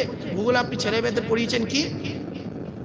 একে চন্দ্র, দুইয়ে পক্ষ, তিনে নিত্য, চারি বেদ, পাঁচে পঞ্চবান, ছয়ে ঋতু, সাতে সমুদ্র, আটে অষ্টবসু, নয়ে, তার মানে কি বাবা? 9টা গ্রহ। এখন আর 9টা গ্রহ নেই গো বাবা। আধুনিক ভূগোল যারা পড়েছে, একটার নাম ভলকান আর একটা নতুন গ্রহ তৈরি হয়েছে, 11টা গ্রহ। আমি বললাম স্যার 1000 বছর আগে কোরআন জানিয়ে দিয়েছে 11টা গ্রহের কথা। সে কি? শুনেনি দিচ্ছি। ইয ক্বালা ইউসুফু লিআবিহি ইয়া আবাতি ইন্নী রাআইতু আহাদা আশারা কাওকাবান ওয়াশ-শামসা ওয়াল কমারা রাআইতুহুম লি সাজিদিন। 12 নম্বর পারা 14 নম্বর পৃষ্ঠা 14 নম্বর লাইন, সূরার নাম সূরা ইউসুফের 4 নম্বর আয়াত। ইউসুফ বলে একজন নবী নাম শুনেছেন। ইউসুফ নবীর বাপের নাম ছিল ইয়াকুব নবী, ইয়াকুব নবীর বাপের নাম ছিল ইসহাক নবী, ইসহাক নবীর বাপের নাম হলো ইব্রাহিম খলিলুল্লাহ। জোরে বলুন। ইউসুফ নবী স্বপ্ন দেখছেন, রাতের বেলা ঘুমিয়ে স্বপ্ন দেখছেন, সকালবেলা ঘুমিয়ে থেকে উঠে বাবা পিতা ইউসুফকে ইয়াকুবকে বলছে, আব্বা জান আজকে রাতে স্বপ্ন দেখলাম 11টা নক্ষত্র আমার পায়ে সাজদা করছে। 1500 বছর আগে কোরআন জানিয়ে দিয়েছে 11টা নক্ষত্রের কথা। জোরে বলুন। কিছুক্ষণ পরে আমাকে বলছেন, স্যার কোরআনে ভৌত বিজ্ঞান আছে। বন্ধুরা, কেমিস্ট্রি ফিজিক্সের স্টুডেন্ট যারা, তাদের বলি আমরা তো এগুলো নিয়ে পড়ি না, জানি না। আমি বললাম ভৌত বিজ্ঞানের মূল জিনিস কি? ম্যাটার। ম্যাটার ম্যাটার মানে পদার্থ। পদার্থ ম্যাটারের দুটো মানে হয়, একটা ম্যাটার মানে পদার্থ, একটা ম্যাটার মানে ব্যাপার। আমরা বলি না হর্স দ্য ম্যাটার, কি ব্যাপার? তো যাক, ম্যাটার মানে পদার্থ, ম্যাটার মানে ব্যাপার। এরকম প্রতি শব্দ অনেক কিছু পাবেন আপনি, যেমন একটু পার্থক্য হলেই মানে পার্থক্য হয়ে যাবে। কি একটা বলে দিই, বর্গিন জয়াকার লয়াকার জ্বালা, বর্গিন জয় বয়াকার লয়াকার জ্বালা, দুটোই জ্বালা। একটা জ্বালা যন্ত্রণা জ্বালা, একটা পানির জ্বালা। এটা মাথায় রাখবেন। এই সূক্ষ্ম সূক্ষ্ম জিনিসগুলো হচ্ছে না। আপনারা জলসা শুনতে বসেছেন, জলসা মানে এই নয় গো বাপ ডবল এম এ পাস লোক, একেবারে অযোগ্য অপদার্থ ভাববেন না। ইতিহাসের ওয়াজ শুরু করবো, হ্যাঁ একটা ঘটনা বলবো, 2 ঘন্টা ওয়াজ করে আমার কাছে it is very simple matter. Paschimbangla খুব বড় বড় বক্তারা আমার ছাত্র গো বাপ, নাম শুনলাম, হ্যাঁ ওই লোকটা আপনার ছাত্র জানতাম না। কিন্তু আমি ছাত্রদের বলি, বক্তব্য রাখতে গেলে 1 ঘন্টা লেকচার দিতে গেলে 3 ঘন্টা স্টাডি করতে হবে, ঠিক না বেঠিক? 1 ঘন্টা লেকচার দিতে গেলে, 1 ঘন্টা ওয়াজ করতে গেলে বাপ 3 ঘন্টা বই পড়তে হবে। এত সহজ জিনিস নয়, সহজ জিনিস নয়।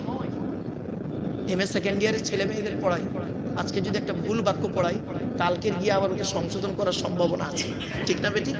আর আজকে যদি স্টেজে আপনারা আমাকে ডেকেছেন, কবে আবার ডাকবেন তার তো ঠিক নেই। আজকে যদি একটা ভুল ওয়াজ করে যাই, কালকে ওই ভুলের উপরে যদি আপনি আমল করে যান, আপনি যদি জাহান্নামী হন, আমিও জাহান্নামী, ঠিক না বেঠিক? এত সহজ জিনিস নয়। এই জন্যই প্রফেট মুহাম্মদ সাল্লাল্লাহু আলাইহি ওয়াসাল্লাম বলেছিলেন, তোরা আমার 2টো জিনিসের গ্যারান্টি দে, 2টো জিনিসের গ্যারান্টি দে, আমি মুহাম্মদ তোদের জান্নাতের গ্যারান্টি দেব। কি? বুখারীর হাদিস, 2 ঠোঁটের মাঝখানে আর 2 রানের বীজখানে, 2 ঠোঁটের মাঝখানে আর 2 রানের বীজখানে। 2 ঠোঁটের মাঝখানে মানে জীবের গ্যারান্টি দিবি। মুহাম্মদ সাল্লাল্লাহু আলাইহি ওয়াসাল্লাম বলছেন, প্রফেট মুহাম্মদ বলছেন, হে মানব জাতি, পৃথিবীতে তোরা আমার 2টো জিনিসের গ্যারান্টি দে, আমি তোদের স্বর্গের জান্নাত, হেভেন, স্বর্গের গ্যারান্টি দেবো, জান্নাতের গ্যারান্টি দেবো। কি? 2 ঠোঁটের মাঝখানে জীবের গ্যারান্টি দিবি। হারাম খাওয়া, অবৈধ খাবার খাওয়া থেকে জীবটাকে ঠিক রাখবি, বাজে ভাষা, রাফ ল্যাঙ্গুয়েজ ইউজ করা থেকে জীবটাকে ঠিক রাখবি, আর পরনিন্দা পরচর্চা করা থেকে জীবটাকে ঠিক রাখবি। আর কি? লজ্জাস্থানকে হেফাজত করবি। আফসোস, যান বাড়ি চলে যান। এই জন্য মুহাম্মদ সাল্লাল্লাহু আলাইহি ওয়াসাল্লাম বলেছিলেন, the messenger of Allah peace be upon him said, the best are you those with good manner. রাসূল বলেন, তোদের মধ্যে উত্তম ব্যক্তি ওই লোকটা যার ক্যারেক্টার, চরিত্র ভালো, ওই লোকটাই হলো উত্তম ব্যক্তি। একজন উকিল, ব্যারিস্টার, মাস্টার, ডাক্তার, মোল্লা, মলি সাহেব, পীর সাহেব, দরবেশ সাহেব, আমির সাহেব, মুফতি সাহেবের যদি চরিত্র খারাপ হয়, আর একজন টলিওয়ালার চরিত্র যদি ভালো হয়, টলিওয়ালাটাই হলো আল্লাহর কাছে প্রিয় ব্যক্তি। জোরে বলুন। Any loss is something loss, health loss is nothing loss, but character loss is everything loss. মানুষের যদি টাকা চলে যায়, ইনকাম করলে টাকাটা আবার ফিরে আসবে। মানুষের যদি শরীর চলে যায়, শর্করা জাতীয় খাবার, ফ্যাট জাতীয় খাবার, প্রোটিন জাতীয় খাবার খেলে শরীরটাও ফিরে আসতে পারে বাপ। কিন্তু যদি মানুষের চরিত্র চলে যায়, চরিত্র কিন্তু আর ফিরে আসবে না। তাই আল্লাহ নবী বললেন, 2 ঠোঁটের মাঝখানে, 2 রানের বীজখানে, এই দুটোর গ্যারান্টি যদি তোরা দিস, আমি মুহাম্মদ তোদের জান্নাতের গ্যারান্টি দেব। যান বাড়ি চলে যান, গিয়ে দেখবেন হয় ভদ্রলোকের নিচে খারাপ, নয় ভদ্রলোকের উপর খারাপ, ঠিক না বেটি? এত সহজ, এত সহজ আপনি মুসলমান। আমি যখন দিল্লিতে গেলাম, আমাকে প্রশ্ন করেছে একজন এমপি, প্রশ্ন করছে যে আপনি তো একজন শিক্ষিত মানুষ, ভারতবর্ষে কত মুসলমান? তা আমি ওনাকে বলেছিলাম 10,000-এর কম।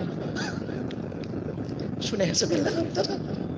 আমি বললাম স্যার কিছু মনে করুন 10,000-এর কম। বলছে আপনার মাথা ঠিক আছে? বলি যা বাবা, মাথা ঠিক নেই, আমি এখন তো পাগলা হইনি যে 10,000-এর কম বললেন। বলে হ্যাঁ স্যার, আমি একটু বেশি বলে ফেলেছি। বলে সে কি? বললাম স্যার আমি এটা নিজের থেকে বলি নাই, নিজের থেকে বলি নাই। তবে আমি বলছি স্যার, সৃষ্টিকর্তার পাঠানো এক কিতাব, তার নাম হলো দি হলি কোরআন, কোরআন থেকে উদ্ধৃতি দিয়ে বলছি। বলছি সে কিরকম? বললাম স্যার শুনুন। তাহলে একটু বসুন, ব্যাস মলি সাহেবদের যাবো, মাথায় টুপি দিয়ে দেবো, একদম ঘেঁটে দিলাম। বললাম স্যার একজন মুসলমানের কোরআন বলছে 30টা গুণ থাকতে হবে। কয়টা কয়টা কয়টা? 30টা গুণ বিশিষ্ট ব্যক্তিকে বলা হয় মোমেন। শুধু গালে দাড়ি রাখার নাম মুসলমান নয়। যদি বলেন গালে দাড়ি রাখার নাম মুসলমান, আমার গালে কি দাড়ি দেখতে পাচ্ছেন? এই গ্রেট প্রোটার রবীন্দ্রনাথ ঠাকুরের গালের দাড়িটা আমার দাড়ির থেকে অনেক বড় দাড়ি ছিল। ব্যারিস্টার রমেশচন্দ্র বন্দ্যোপাধ্যায়, সুরেন্দ্রনাথ বন্দ্যোপাধ্যায়, সক্রেটিসের গালে দাড়ি ছিল। রামকৃষ্ণ পরমহংসদেবের গালি ছিল। আশ্রম বাবুর গালে দাড়ি ছিল। শুধু তাই নয়, রামদেবের গালেও দাঁড়িয়েছে, মুসলমান নয়। যদি বলেন মাথায় টুপির নাম মুসলমান, আমার মাথায় কি টুপি দেখতে পাচ্ছেন? এই গ্রেট ন্যাশনাল হিরো যিনি বলেছিলেন give me blood I shall give you freedom, Netaji Subhas Chandra Bose যিনি বলেছিলেন তোরা আমাকে রক্ত দে, আমি তোদের মাথায়, আমি তোদের স্বাধীনতা দেবো, তারও মাথায় টুপি ছিল। পণ্ডিত জওহরলাল নেহরু মাথায় টুপি দিতেন, আন্না হাজারেও মাথায় টুপি দেয়। যদি বলেন বড় পাঞ্জাবি পরার নাম মুসলমান, তাদের যদি আপনাদের কনসেপ্ট যদি এটাই যে গালে দাড়ি মাথায় টুপি পাঞ্জাবির নাম যদি মুসলমান হয়, তাহলে পশ্চিমবাংলার জমিনে সর্বপ্রথম বড় মুসলমান হবে রবীন্দ্রনাথ ঠাকুর। কারণ তার গালে দাড়ি ছিল, মাথায় কালো গোল টুপি পরতেন, হাঁটুর নিচে পর্যন্ত গোল পিরান পরতেন, মোহাম্মদ সম্পর্কে সে কোনোদিন বাজে কটূক্তি করেনি। তাহলে কি হয়তো অনেকে রেগে মেগে বলবেন হয়তো, তাহলে কি আমরা মুসলমান নন? তা তুমি কি মনে করছো? হয়তো অনেক বয়স্ক লোকেরা মনে মনে ভাবছে এর কি লুঙ্গি তুলে দেখাতে হবে নাকি? না বাবা, ওটা করতে হবে না। বাস্তব কথা বলে দিচ্ছি, আপনার যদি কনসেপ্ট বা ধারণা হয় যে মুসলমানই হওয়ার নাম মুসলমান, পুরোপুরি ভুল কথা, পুরোপুরি ভুল কথা। শুনে নিন, এই মুসলমানই শুধু মুসলমান হয় না, ইহুদি, খ্রিস্টান, নাসরা, বেঈমান, মুশরিক, হিন্দু সকলে মুসলমানই হয়। কে বলেছে? শুনে নিন, এই মুসলমানই হলে, এই মুসলমানই সর্বপ্রথম কার হয়েছিল? 82 বছর বয়সে জঙ্গলে কুড়ুল দিয়ে নিজে নিজে, তিনি হলেন হযরত ইব্রাহিম খলিলুল্লাহ। মনে রাখবেন, ইব্রাহিম নবী সর্বপ্রথম এই মুসলমানই হয়েছিলেন। আর এই মুসলমানের মধ্যে বিজ্ঞান রয়েছে। বিজ্ঞান আমাদের বলছে যে মুসলমানই যদি হয়, কোনো পুরুষ যদি মুসলমানই হয়, তাহলে তার কি হবে? 3টে রোগ থেকে সে মাস্ট বেঁচে থাকতে পারবে। 1 নাম্বার হলো গনোরিয়া বলে একটা রোগ আছে, ওই রোগ থেকে বেঁচে থাকতে পারবে। 2 নাম্বার সিফিলিস বলে একটা রোগ আছে, ওই রোগ থেকে বেঁচে থাকতে পারবে। 3 নাম্বার লজ্জাস্থানের ক্যান্সার থেকে বেঁচে থাকতে পারবে। বাড়ি থেকে ভাববেন এই জিনিসগুলো। তাহলে মুসলমানের সংজ্ঞাটি কি? কে মুসলিম, কে মুমিন? মুমিন হতে গেলে কোরআন জানিয়ে এই কিতাব বলে দিয়েছে 30টা গুণ থাকতে হবে, তবে ওই লোকটি মুমিন। শুধু নামাজ পড়ার নাম মুমিন? আর শুধু নামাজ পড়ার নাম ইবাদত? কে বললো আপনাদেরকে? তাই যদি হতো, শুনে রেখে দিন, আমি বললাম স্যার কিছু মনে করবেন না, কোরআন বলছে একজন মুমিনের পরিচয় হলো 30টা। এটা আল্লাহর বাণী, সৃষ্টিকর্তার বাণী, কোরআনে বলা আছে 30টা গুণ থাকলে তবে ওই লোকটা হবে মুমিন। আর মুহাম্মদ সাল্লাল্লাহু আলাইহি ওয়াসাল্লাম বলেছেন 70টা গুণ থাকতে হবে। কটা? 7টা গুণ নেই। মুহাম্মদ সাল্লাল্লাহু আলাইহি ওয়াসাল্লাম বলেছেন আল ঈমানু বিসউ ওয়া সাবউনা শুবা, ঈমানের 70টা শাখা প্রশাখা, একটা নয়। আর কোরআন বলছে 30টা। আমরা তো অনেক সময় লোককে বলে ফেলি কি জানেন? আবেগে বলে ফেলি মুমিন, মুত্তাকি, ওলি বলি না? শুনে নিন, যাকে তাকে ওলি বলবেন না। মুমিন হতে গেলে তার গুণ থাকতে হবে 30টা। আর মুমিনের উপরের ধাপটার নাম হলো মুত্তাকি। মুত্তাকি হতে গেলে আরো 15টা লাগবে। তাহলে মোট কটা হলো? 45। তাহলে মুমিন আর মুত্তাকি এই দুটো টাইটেল পেতে গেলে 45টা গুণ থাকতে হবে। আর মুমিন মুত্তাকির উপরের ধাপটা হলো ওলি বা পীর, আরো 5টা। তার কটা হলো? 50টা গুণ বিশিষ্ট ব্যক্তিকে বলা হয় মুমিন, মুত্তাকি, ওলি। 50টার 5টা গুণ নেই, তাকে ওলি বলে ফেললেন। আফসোস, আফসোস, কল্পনার বাইরে। আর যাকে তাকে আল্লামা বলে ফেলেন আপনারা। আপনারা কি জানেন আল্লামা শব্দটা কোথায় ইউজ করতে হয়? আজ আপনাদের বলে যাচ্ছি, শুনে নিন। আলেম ভাই যারা আছেন তারা আরো ভালো বুঝতে পারবেন। ইলিম, ইলিম, আলাম, আলাম, আলিম, আলিম, আল্লামা, আলাম, এক একটা শব্দের এক একটা মানে আলাদা। ইলিম মানে জ্ঞান, আলাম মানে পতাকা, আলাম মানে হচ্ছে পৃথিবী।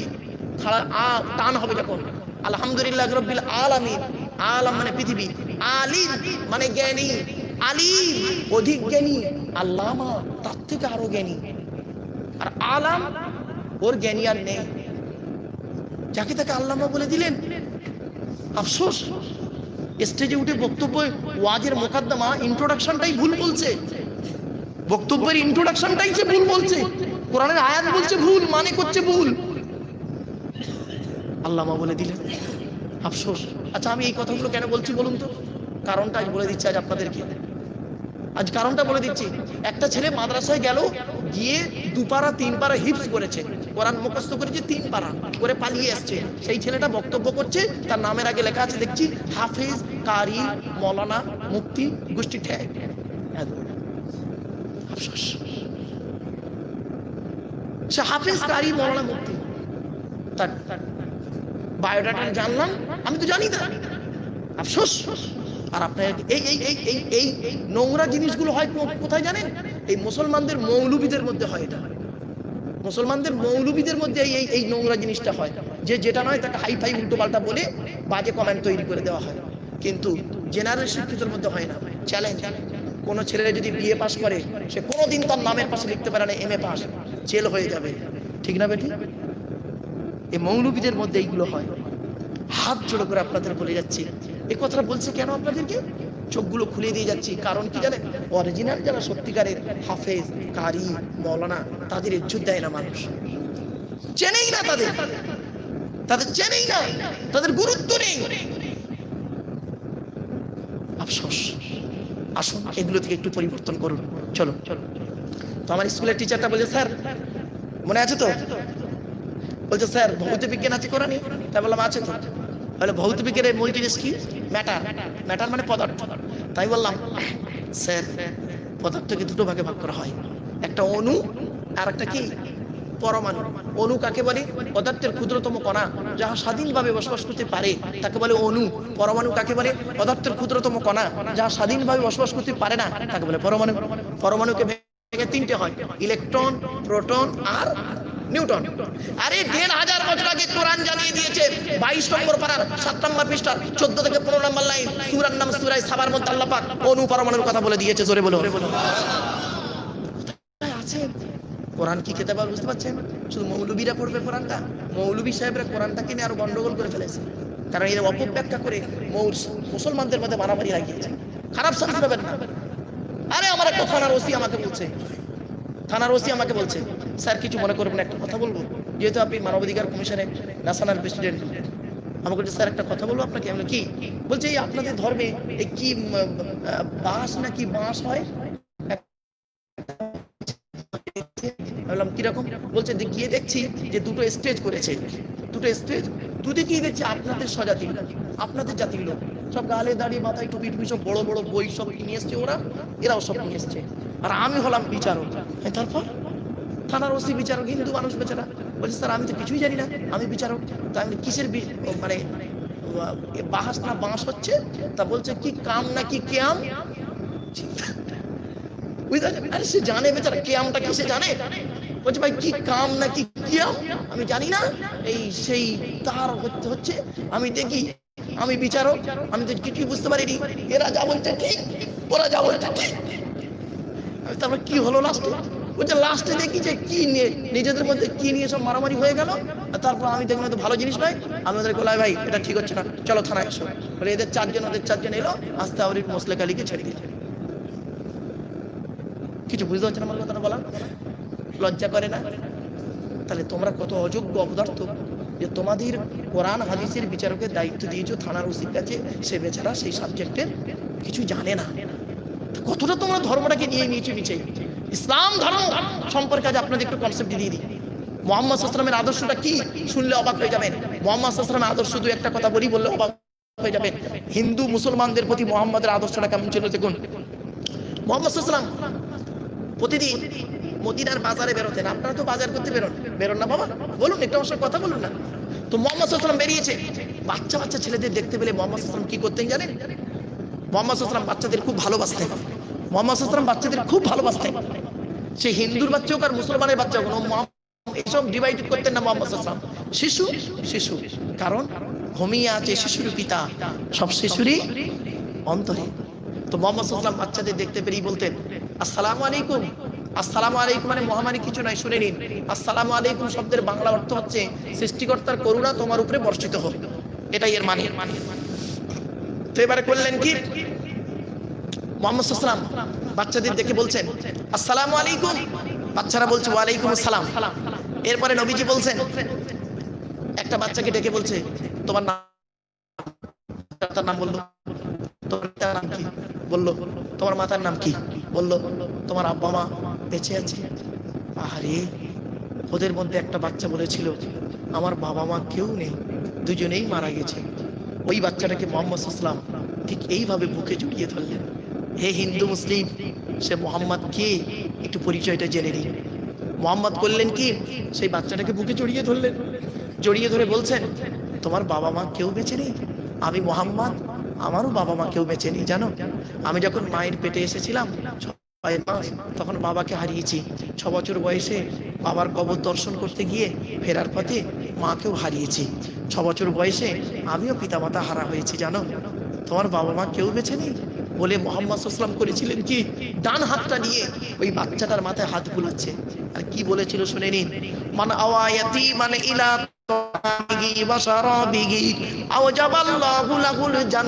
কোন ব্যক্তি যদি কোনো ইয়েতিম বাচ্চার মাথায় হাত বুলায়, ইয়েতিম মানে অনাথ, বাম্মাহারা সন্তানের মাথায় যদি কোনো ব্যক্তি যদি হাত বুলায়, বাম্মাহারা সন্তানকে যদি কোনো ব্যক্তি খাবার খাওয়ায়, বাম্মাহারা সন্তানকে যদি কোনো ব্যক্তি আশ্রয় দেয়, বাম্মাহারা সন্তানকে যদি কোনো ব্যক্তি পানি পান করায়, আমি মুহাম্মদ বলে যাচ্ছি আউজাবাল্লাহু লাহুল জান্নাহ, ওই ব্যক্তির জন্য জান্নাত স্বর্গ ওয়াজিবই হয়ে যায়। দেখেছেন এতিমের প্রতি ব্যবহার কেমন? আর এখন যা দেখবেন, বাপ মারা গেছে চাচা বেঁচে আছে, বাপ মারা গেছে চাচা বেঁচে আছে, ছোট ছোট ভাইপোদের সম্পত্তি চাচা নিজের নামে রেকর্ড করে বসে আছে। ও আবার হাজি সাহেব, কত হারামখোর। আল্লাহর কোরআন যা, আমার ভুল বুঝবেন না, কোরআন থেকে দলিল দিয়ে দিচ্ছি গো বাবা। আল্লাহর কোরআন বলছে ইন্নাল্লাযীনা ইয়াকুলুনা আমওয়ালাল ইয়াতামা যুলমান ইন্নামা ইয়াকুলুনা ফি বুতুনিহিম নারা সায়াসলাউনা সাঈরা। 4 নম্বর পারা 17 নম্বর পৃষ্ঠা 14 নম্বর লাইন, সূরার নাম সূরা নিসা 10 নম্বর আয়াত। কোরআন জানিয়ে দিয়েছে নিশ্চয়ই যারা এতিমের মাল ভক্ষণ করে, এতিমের টাকা পয়সা যারা ভক্ষণ করে, এতিমের সম্পদ যারা ভক্ষণ করে, বেকার ভাতার টাকা, রাস্তা ভাতার টাকা, কারেন্টের পোস্ট অফিসের টাকা, পঞ্চায়েত চালানোর টাকা, গরিবের ঘর ভাতার টাকাগুলো জনমের মতো খেয়ে নিয়ে কদুর মতো ভুড়ি নিয়ে বাজারে ঘরে ওরা ওদের পেটে নরকের আগুনগুলো ঢোকাতে শুরু করে। আল্লাহর কোরআন জানিয়ে দিয়েছে পৃথিবীতে ওরা অপমানিত লাঞ্ছিত হবে, পরকালে ওদের জন্য নরক জাহান্নাম ঠিক করে রেখে দিয়েছি। আর যারা গরিবের মালগুলো ভক্ষণ করে না, এতিমের মালগুলো ভক্ষণ করে না, বেকার ভাতার টাকাগুলো নিজে খেয়ে নেয় না, রাস্তা ভাতার টাকাগুলো নিজের বিল্ডিং হাঁকায় না, আল্লাহর কোরআন তাদের কি বলেছে শুনে নিন, ইন্নাল্লাযীনা আমানু ওয়া আমিলুস সলিহাতি কানাত লাহুম জান্নাতুল ফিরদাউসি নুজুলা। পারা নাম্বার 16 পৃষ্ঠা নাম্বার 3 লাইন নাম্বার 12, সূরার নাম সূরা কাহফের মধ্যে আল্লাহ পাক বলে দিলেন নিশ্চয়ই যারা 100% বিশ্বাস করবে আমি সৃষ্টিকর্তা আমাকে, আর পৃথিবীতে যতদিন বাঁচবে ভালো কাজ করে যাবে মানব জাতি এবং সৃষ্টিজীবের সঙ্গে, আমি তাদের জন্য পরকালে স্বর্গ বা জান্নাতুল ফেরদাউস লিখে রেখেছি। কি বুঝলেন বাপের? অসুবিধা হচ্ছে আপনাদের? আমার কথা বুঝতে পারছেন? শুধু তাই নয়, এ কোরআন এসেছে সেই জন্য হযরত মুহাম্মদের আদর্শ আরেকটা বলে যাচ্ছি, শুনে গে দিন। মুহাম্মদ সাল্লাল্লাহু আলাইহি ওয়াসাল্লামের কাছে একজন ব্যক্তি, একটা অমুসলমানদের ছেলে, অমুসলিমদের ছেলে মুহাম্মদ সাল্লাল্লাহু আলাইহি ওয়াসাল্লামের কাছে আসতো। তা প্রায় সময় আসতো, কয়েকদিন ছেলেটার আসে। মুহাম্মদ সাল্লাল্লাহু আলাইহি ওয়াসাল্লাম করছে কি, সাথীদেরকে বলছে, মানে সাহাবীদেরকে বলছে যে কি ব্যাপার বলো তো, ওই ছেলেটি আর আসে না, অমুসলিমদের ছেলেটার আসে না কেন বলো তো? তখন ওনাকে বলা হলো ওনার ছেলেটার মনে হয় কোনো শরীর অসুস্থ হয়েছে হয়তো। মুহাম্মদ সাল্লাল্লাহু আলাইহি ওয়াসাল্লাম কি বলছে দেখুন, আমি ছেলেটির বাড়ি যাব, আমাকে নিয়ে যাবে? আপনি তার বাড়িতে যাবেন? বলছে হ্যাঁ। ছেলেটা কোথায় বাড়ি বলো তো? তো বলছে ওই অনেকটা দূর, দুটো পাহাড়ের পরেই তার বাড়ি। তাই চলো যাবো। মুহাম্মদ সাল্লাল্লাহু আলাইহি ওয়াসাল্লাম তার বাড়িতে হাজির। মুহাম্মদ সাল্লাল্লাহু আলাইহি ওয়াসাল্লামের একটা নাম ছিল আল আমিন। কি বললাম বাবা? আল আমিন মানে সত্যবাদী। মুহাম্মদ সাল্লাল্লাহু আলাইহি ওয়াসাল্লাম জীবনে মিথ্যা কথা বলেন। এই আল আমিন শব্দটা এই কথাটা দিয়েছে অমুসলিমরা। তার মানে পৃথিবীর আরবের মানুষেরা 70 পর্যন্ত তাকে আল আমিন বলে ডাকত, যে মুহাম্মদ মিথ্যা কথা বলবে না, এটা 100%। মুহাম্মদ মিথ্যা কথা জীবনে বলতে পারে, যা বলবে সত্য বলবে। তো উনি করেছেন কি, একটা অমুসলিমের বাড়িতে গেছে, অমুসলিমের বাড়িতে যেতে করেছে কি, বাবা ওটা কি দিচ্ছে, ওটা এই দেখলে অ্যাটেনশন নষ্ট করে দেয়, ডেকে দাও বাবা, তুমি এখানে আমাকে দেবে, আমি এটা পড়ে বলে দেবো, দিলে ক্লিয়ার হয়ে যাবে, তাই না বাবা? এগুলো অ্যাটেনশন নষ্ট হয়। চলো, তো এবারে মুহাম্মদ সাল্লাল্লাহু আলাইহি ওয়াসাল্লাম করলেন কি, তার বাড়িতে গেলেন, যেতে তার মা তো অমুসলিম, বলছে এই আল আমিন আমার বাড়িতে এসছে। বাবা আমার কপাল, আমার কপাল, বাপ কপাল, এসো এসো বাবা, বসো বসো বসো, তোমার মতো মানুষ আমার বাড়িতে এসেছো, যেরকম বলে মানুষে, এসো বাবা বসো। মুহাম্মদ সাল্লাল্লাহু আলাইহি ওয়াসাল্লাম কি বলেছিল জানেন? মা আমি এসেছি আপনার বাড়িতে, আজ বসবো না, একটা দরকারে এসেছি। কি বাবা? আপনার ছেলে কোথায়? তা বলছে আমার ছেলে কয়েকদিন হলো জ্বরে ভুগছে, ওই ঘরের ভিতরে আছে। মুহাম্মদ সাল্লাল্লাহু আলাইহি ওয়াসাল্লাম তার কাছে গেলেন, গিয়ে, সে কিন্তু অমুসলিম, মুসলমান নয়, অমুসলিম, ভালো করে কথাটা বুঝে নিন। গেলেন, গিয়ে তার মাথার ধারে বসেছে মুহাম্মদ সাল্লাল্লাহু আলাইহি ওয়াসাল্লাম, বসে হাতটা কপালে রেখে বলছে, তাই খুব জ্বর না? তুমি কয়েকদিন আমার কাছে যাচ্ছিলে, আর কয়েকদিন যাও বন্ধ করে দিলে, কেমন একটা অন্তরের ভালোবাসা জন্মে গেছে, তাই তোমার বাড়িতে চলে এলাম, তোমার না বলেই চলে এলাম। আহারে, যাওয়ার সময় মুহাম্মদ সাল্লাল্লাহু আলাইহি ওয়াসাল্লাম বললেন, আমি আমার সৃষ্টিকর্তা যদি চাই তোমার শরীরটাকে ভালো করে দেবে, আজ আমি আসি, তুমি কেমন থাকো আবার আমি খবর নেব। বলে মুহাম্মদ সাল্লাল্লাহু আলাইহি ওয়াসাল্লাম চলে এলেন। তার কয়েকদিন পরে ছেলেটি সুস্থ হলো। মুহাম্মদ সাল্লাল্লাহু আলাইহি ওয়াসাল্লাম কাছে এসে বলছে, আমি আর পিছপা হব না, আমি এতদিন এসেছিলাম আপনার জিনিসগুলো জানতে, আপনি সত্যি একজন নবী কিনা পরীক্ষা করতে, কারণ তাওরাত কিতাবে লেখা আছে আখিরি জামানে একজন নবী হবে, তার নাম মুহাম্মদ। ইনজিলে লেখা আছে আখিরি জামানে একজন নবী হবে, তার নাম আহমদ। আর জবুরে লেখা আছে তার নাম হবে মুহাম্মদ। তো আমি এই 3টে কিতাবে পড়েছি, সে কোন মুহাম্মদ খুঁজে পাচ্ছিলাম না, তো আপনার এই আদর্শ থেকে বুঝে পেরেছি আপনি সেই ব্যক্তি, সুতরাং আপনি আমাকে ইসলামের কালিমা পড়িয়ে মুসলমান করে নিন, আজই আমি মুসলমান হয়ে গেলাম। এবার মুহাম্মদ সাল্লাল্লাহু আলাইহি ওয়াসাল্লাম কি বলতে শুনে নিন। হে মানুষ, এখানে হিন্দু মুসলমান কোনো পার্থক্য করেনি, হে মানব জাতি, তোমার পাশের গ্রামে যদি কোনো অসুস্থ মানুষ থাকে, তোমার পাশের বাড়ি যদি অসুস্থ মানুষ থাকে, কি হিন্দু হোক আর মুসলিম হোক, ওরে তোরা ধর্ম দেখবি নি, তোরা মানুষ দেখ। মুহাম্মদ সাল্লাল্লাহু আলাইহি ওয়াসাল্লাম বলেছিলেন, তোমার পাশের বাড়ি যদি কোনো মানুষ অসুস্থতায় ভোগে, মরণাপন্ন অবস্থা যদি হয়, হিন্দু হোক আর মুসলিম হোক, তুমি তাকে দেখতে যাও। তুমি যখন থেকে তাকে দেখতে যাবার নিয়ত করবে, আল্লাহ পাক তোমার জন্য জান্নাতে একটা সুন্দর ঘর তৈরি করে রেখে দেবে। জোরে বলো সুবহানাল্লাহ। আর আমরা কি করি, গ্রামে একটা বুড়ো লোক মারা যাচ্ছে, তার ছেলে এসে আমাকে বলছে, হুজুর একটু চলুন না, আমার বাপের শরীর খুব খারাপ, আমি এত ব্যস্ত মানুষ, কি বলবো জানেন, যাবো যাবো যাবো যাবো, খুব ব্যস্ত মানুষ বাবা, যাবো যাবো যাবো। তারপর কবে যাবো? তোর বাপ মরুক, 40-এ খানা খেতে যাবো একেবারে। বুঝতে পারছেন? মুহাম্মদ সাল্লাল্লাহু আলাইহি ওয়াসাল্লাম একদিন আরেকটা ঘটনা বলতে শুনে নিন। একদিন মুহাম্মদ সাল্লাল্লাহু আলাইহি ওয়াসাল্লাম করেছেন কি, মানুষদেরকে নিয়ে, সঙ্গীদেরকে নিয়ে ধর্মীয় আলোচনা করছেন। এমন সময় করেছে কি, একজন যুবক ছেলে মসজিদে দাঁড়িয়ে দাঁড়িয়ে মসজিদের দেয়ালে পেচ্ছাপ দিচ্ছে দাঁড়িয়ে দাঁড়িয়ে। তো সাহাবী মানে সঙ্গে যারা ছিল তারা দেখি তো অবাক, যেই ওই ছেলেটি পেশাব দিচ্ছে আমাদের মসজিদে দাঁড়িয়ে দাঁড়িয়ে দেয়ালে।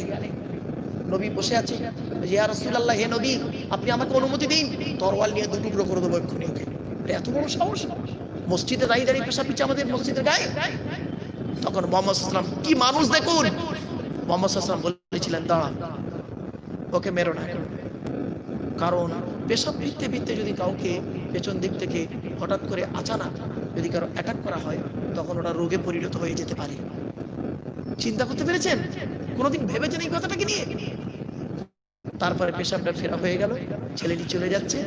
নবী মুহাম্মদ করলেন কি, একজনকে বললেন, এই যাও তো, তুমি ওকে গিয়ে সসম্মানে ডেকে আনো, কোনো পেশা ক্রিয়েট করবে না, সসম্মানে ডেকে আনো। ব্যাস গেল, গিয়ে তাকে বলছে চলো আমাদের নবী ডাকছে। ছেলেটি এলো, আসতে নবীজি ছেলেটিকে বলছে, ভাই, প্রত্যেক ব্যক্তির কাছে তার ধর্মস্থানটা হলো পবিত্র।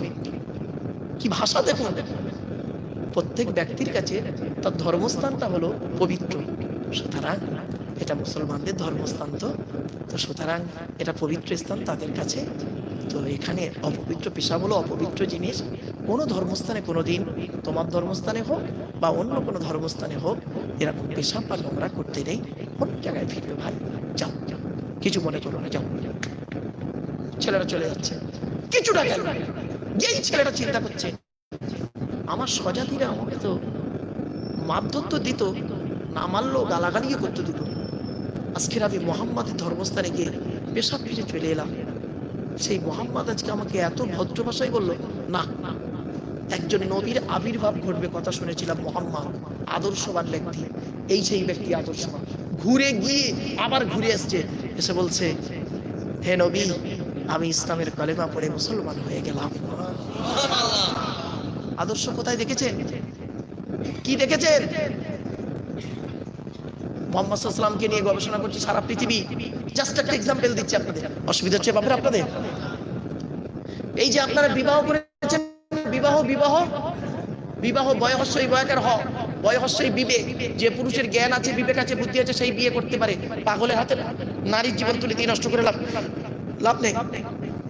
হ দিয়ে হলো হৃদয়, ইয়ে বয়াকারে বাহন। বাহন দুই প্রকারের, শারীরিক বহন, অর্থনৈতিক বহন। আর হ দিয়ে হলো হৃদয়। নারীর জীবনকে পুরুষ তোমার হাতে তুলে দেওয়া হচ্ছে, যতই তুমি তাকে হৃদয় দিয়ে ভালোবাসবে সে ততই তোমার আপন হবে। তুমি স্বামী বলে 10 দিন চোখ বাঁকিয়ে দেবে, ও সহ্য করতে না পেরে ও একদিন বাঁকিয়ে দেবে। বিবেক, বাহন আর হৃদয়, তিনটে গুণ যার মধ্যে আছে সেই পুরুষই বিবাহ করার উপযুক্ত পাত্র। তিনটের একটা গুণ যদি না থাকে, অযোগ্য, অপদার্থ। চলুন, এই বিবাহ করতে গিয়ে আপনারা কি করেছেন? টিপ দেন না বাবু রেজিস্ট্রি করতে গিয়ে? হ্যাঁ বলুন না, টিপ টিপ টিপ দিয়েছেন তো? হ্যাঁ, আপনারা দলিল করেছেন, দলিল জমির দলিল করতে গিয়ে আপনাদের টিপ দিতে হয়।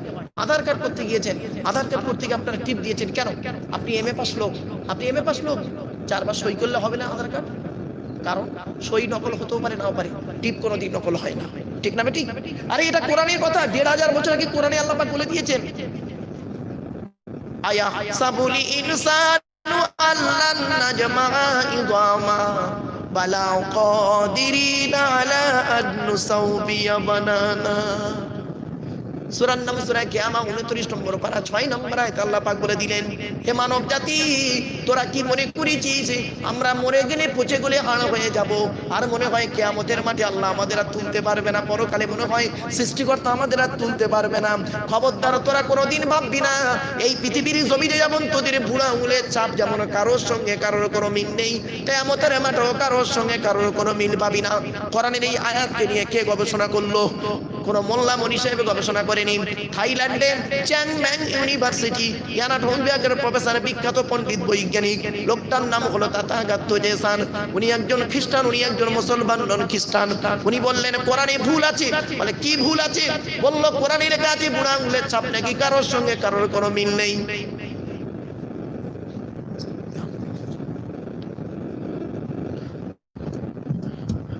উনি বললেন কোরআনে ভুল আছে। বলে কি ভুল আছে? বলল কোরআনে লেখা আছে বুড়া আঙুলের ছাপ নাকি কারোর সঙ্গে কারোর মিল নেই। কোরআনের ভুল বের করে তবে শুনবো। উনি করলেন কি, 1000 মানুষেরই বুড়া আঙুলের ছাপ নিলেন, 1 বছর ধরে গবেষণা করে দেখলেন কারোর সঙ্গে কারো মিল আছে দেখি। যখন কারোর সঙ্গে কারোর কোনো মিল পেলেন না, ল্যাবরেটরির ভিতরে দাঁড়িয়ে দাঁড়িয়ে ইসলামের কালেমা পড়ে মুসলমান হয়ে গেলেন। এই হলো কোরআন, এই হলো কোরআন। কোরআন এমন এক কিতাব, পৃথিবীর মানুষ আজকের কোরআন থেকে শিক্ষা নিয়ে গবেষণা করছে। আফসোস, হায়রে মুসলমান, এই কোরআনকে একটু আমরা কোনো দিনের জন্য ভাবি নাই। হযরতে ওমর ফারুক রাদিয়াল্লাহু তাআলা আনহু নাম শুনেছেন আপনারা? হ্যাঁ, হযরত ওমর কি একজন ইহুদি বাদশা 4টে প্রশ্ন করেছিল। কয়টা? 4টে প্রশ্ন করেছিল। কি? হে উমর, তুমি তো মদিনার রাষ্ট্রপতি, তুমি যদি এই চারটি প্রশ্নের উত্তর সঠিকভাবে দিতে পারো, তাহলে আমি তোমার হাতে হাত দিয়ে ইসলাম গ্রহণ করব। চারটি প্রশ্ন কি একটু জাস্ট শুনে নিন। এক নম্বর বলেছিলেন, সেটি কোন ব্যক্তি একই দিনে একই মায়ের পেটে দুই ভাই মানে যমজ ভাই জন্মগ্রহণ করেছে, একই দিনে ওই দুই ভাই মারা গেছে, তাহলে দুজনের বয়স কত হবে? একই হবে তো? আরে ভাই বলুন না। কিন্তু দুজনের বয়সের পার্থক্য 100 বছর। কি বুঝতে পারলেন প্রশ্নটা? প্রশ্নটা বুঝতে পেরেছেন? উত্তর আমি দিয়ে দিচ্ছি, প্রশ্নটা ভালো করে বুঝুন। অনেক সময় পরীক্ষার খাতায় কি হয়, ছেলে মেয়েরা দেখবেন প্রশ্নই বুঝতে পারে না, উত্তর বলতে চলে আসে। একই দিনে একই মায়ের পেটে দুই ভাই জন্মগ্রহণ করলো, একই দিনে ওই দুই ভাই মারা গেল, কিন্তু দুজনের বয়সের পার্থক্য হলো 100 বছরের ডিস্টেন্স। কোরআনের দলিল। এক নম্বর প্রশ্ন। দুই নম্বর প্রশ্ন করেছিল, সেটা পৃথিবীর কোন কবর, কবর জীবিত, কবরবাসী জীবিত? কবর মরে গেল, কবরবাসীও মরে গেল। এ কোরআন। দু নম্বর প্রশ্ন, এত সহজ ইসলাম গ্রহণ করবে, এত সহজ জিনিস নয়। চারটে প্রশ্ন উত্তর দিতে পারলে। তিন নম্বর প্রশ্ন, সেটা পৃথিবীর কোন জায়গা যেখানে সূর্যের কিরণ মানে সূর্যের আলো একবার পড়েছে, পৃথিবী ধ্বংস পর্যন্ত আর কোনোদিন পড়বে না, একবারই পড়েছে। এ কোরআন। চার নম্বর প্রশ্ন, সেটা পৃথিবীর কোন জায়গা যেখানে মানুষ নাক দিয়ে নিঃশ্বাস ছাড়া বেঁচে থাকে? তো এবারে করলেন কি, হযরতে ওমর ফারুক রাদিয়াল্লাহু তাআলা আনহু আমিরুল মুমিনিন, তিনি করলেন কি, আব্দুল্লাহ ইবনে আব্বাস বলে এক সাহাবী ছিলেন, তাকে ডাকলেন, ডেকে বললেন, কাগজ কলম নিয়ে এসো, এই চারটে প্রশ্নের উত্তর সুন্দর করে লিখে খামের মধ্যে দিয়ে পাঠিয়ে দাও। কি কি উত্তরগুলো শুনে। এক নম্বর, একই দিনে একই মায়ের পেটে দুই ভাই জন্মগ্রহণ করেছে, একই দিনে দুই ভাই মারা গেছে, বয়সের পার্থক্য এক না হয়ে 100 বছরের পার্থক্য হয়েছে। কি করে হলো? কোরআনের দলিল শুনে নিন। উজাইর বলে একজন নবী ছিল। কি বললাম? উজাইর। ওনারা যমজ ভাই জন্মগ্রহণ করেছিলেন, ওনার নাম উজাইর, আর ওনার যে ভাইটা এসেছে তার নাম ছিল উজাইজ। কি বললাম? উজাইজ। নামটা মনে রাখুন, বুঝতে সুবিধা হবে। একই দিনে দুই ভাই জন্মগ্রহণ করে। তো উজাইর নবী একদিন কবরস্থানের পাশ দিয়ে যাচ্ছে, যেতে যেতে মনে মনে ভাবছে, বলছে, এই কবরবাসীরা এরা মরে পচে গলে হাড় হয়ে গেছে, মাটি হয়ে গেছে, এরা আবার পরকালে উঠবে? এরা পরকালে উঠবে কি সম্ভব ভাবছে, আর মনে মনে বলছে। সঙ্গে সঙ্গে ওইখানে উজাইরকে মৃত্যু দেওয়া হবে। উজাইর মারা যায় ওই সঙ্গে সঙ্গে।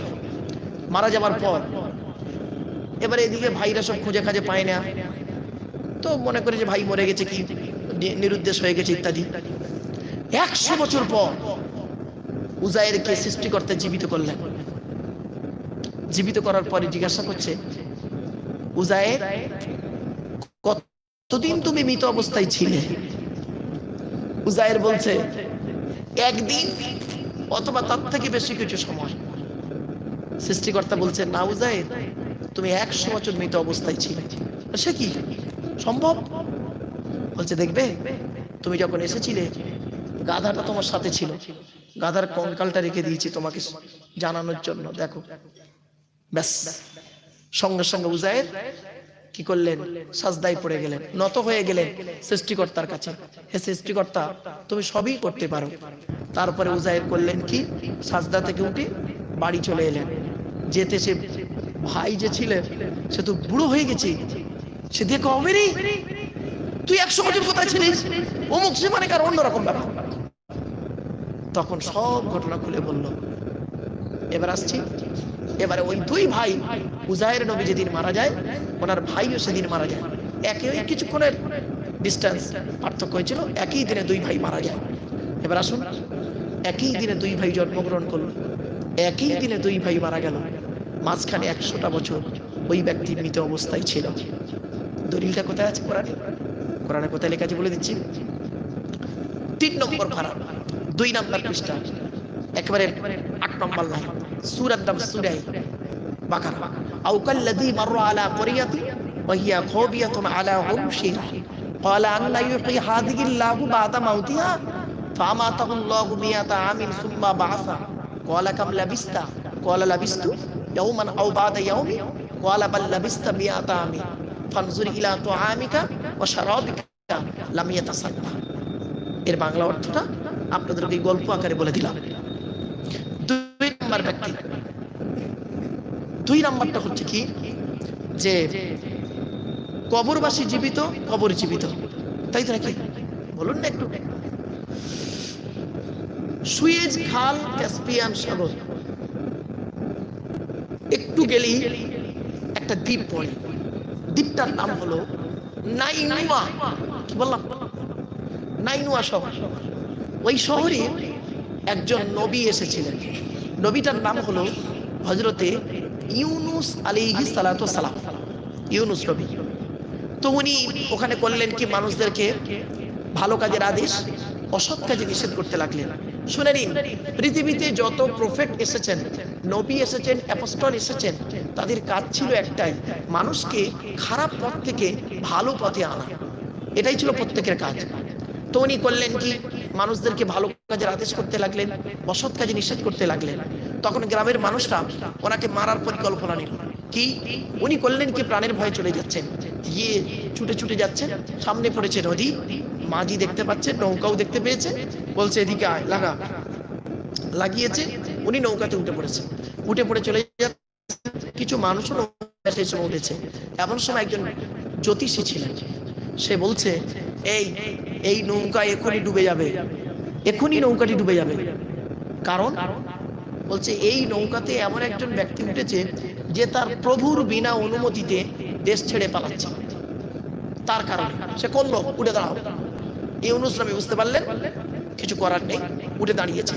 ইউনুস নবী উঠে দাঁড়িয়ে বলছে, ইউনুস নবী উঠে দাঁড়িয়ে বলছে, ভাই আমার নাম ইউনুস, নাইনুয়া শহরে আমার বাড়ি, আমার গ্রামের লোক মারধর করবে বলেছে, আল্লাহর হুকুম হয়নি, সৃষ্টিকর্তার অনুমতি হয়নি, আমি গ্রাম ছেড়ে পালিয়ে যাচ্ছি। বলে ওকে ফেলে দে, ফেলে দিল। ফেলে দেওয়ার পর উনি করলেন কি, মাছ, যে মাছটা খেয়েছিল তার নাম হুত, কেউ বলে নুন, নুন, যাই হোক, মাছের পেটের ভেতরে উনি চলে গেলেন। চলে যাওয়ার পর উনি সেই মাছের পেটের ভিতর থেকে সৃষ্টিকর্তাকে ডাকতে শুরু করলেন।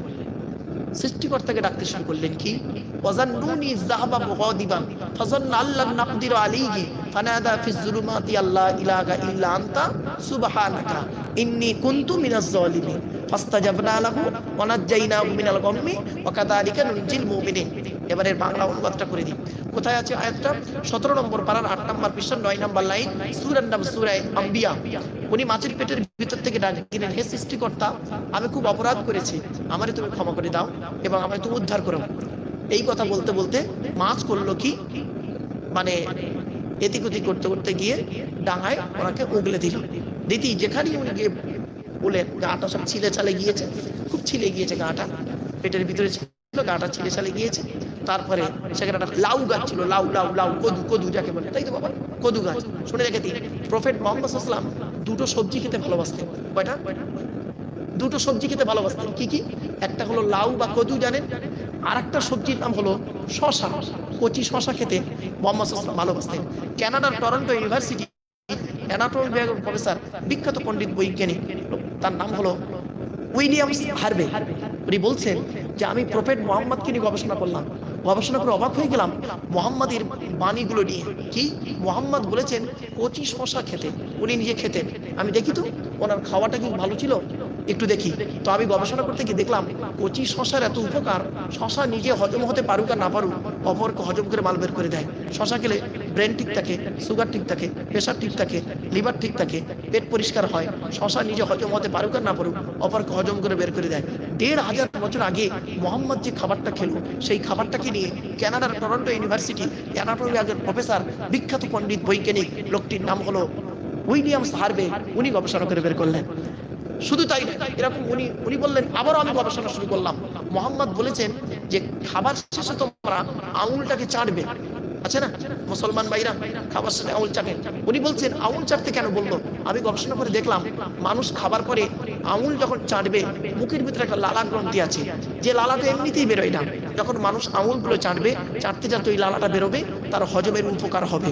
1500 বছর আগে মোহাম্মদ যে কথাটাই বলে গেলেন সেই কথাকে আজকে বৈজ্ঞানিক গবেষণা করে বের করছে। তারপরে উনি বলছেন আমি আরো অবাক হয়ে গেছি, মোহাম্মদ বলেছেন তোমরা পেশাব পায়খানা ফিরে কুলুপ ব্যবহার করো, কুলুপ কুলুপ। আচ্ছা না বাবা বলুন না, কুলুপটা কিসে মাটির হয়? ওই যে মাটির কুলুপ ব্যবহার করো। আমি চিন্তা করলাম কুলুপ ব্যবহার করতে বললো কেন? আমি গবেষণা করে দেখলাম মাটির উপাদানগুলো আছে মানব দেহের মধ্যে, সেই উপাদানগুলো আছে যার জন্য মানব দেহ যখন মাটি চাপা দিয়ে রেখে দেওয়া হয় কয়েকদিনের মধ্যে মাটি ওই দেহটাকে খেয়ে নেয়, বুঝতে পারছেন? তবে ব্যতিক্রম হলো কিছু দেহ, কয়েক কটা দেহ আছে পচে না, মাটিতে টাটকা থাকে। কয়েক কটা দেহ বলে দিচ্ছে শুনে নিন। 1 নম্বর, নবীদের দেহ, পৃথিবীতে যত নবী মারা গেছেন ইন্তেকাল করেছেন তাদের দেহ মাটিতে টাটকা আছে। সুবহানাল্লাহ বলেন। আমি সব প্রমাণ দিচ্ছি গো বাবা, কারণ আমি মৃত লাশ নিয়ে গবেষণা করতে গিয়ে কোরআনের আয়াত নিয়ে এইখানে পিএইচডি ডক্টরেট করতে গেলে কন্টিনিউ পড়াশোনা করতে হয়, তো এইগুলো গবেষণা করতে গিয়ে পেলাম, যেগুলো আপনাদের তথ্যগুলো দিয়ে দিচ্ছি। নবীদের লাশ কোনোদিন মাটি খেতে পারে না, টাটকা আছে। 2 নম্বর, পৃথিবীতে যত নবী প্রফেটদের লাশ কবরস্থ আছে প্রত্যেকটা নবীর লাশ কবরে টাটকা, এমনকি মুহাম্মদ সাল্লাল্লাহু আলাইহি ওয়াসাল্লামের লাশও কবরে টাটকা আছে। তার প্রমাণটা দিয়ে দিই। হযরত মুহাম্মদ ইন্তেকাল করেছেন, জন্ম ছিল 570 খ্রিস্টাব্দে আর ইন্তেকাল করেছে 632 খ্রিস্টাব্দে, ঠিক আছে?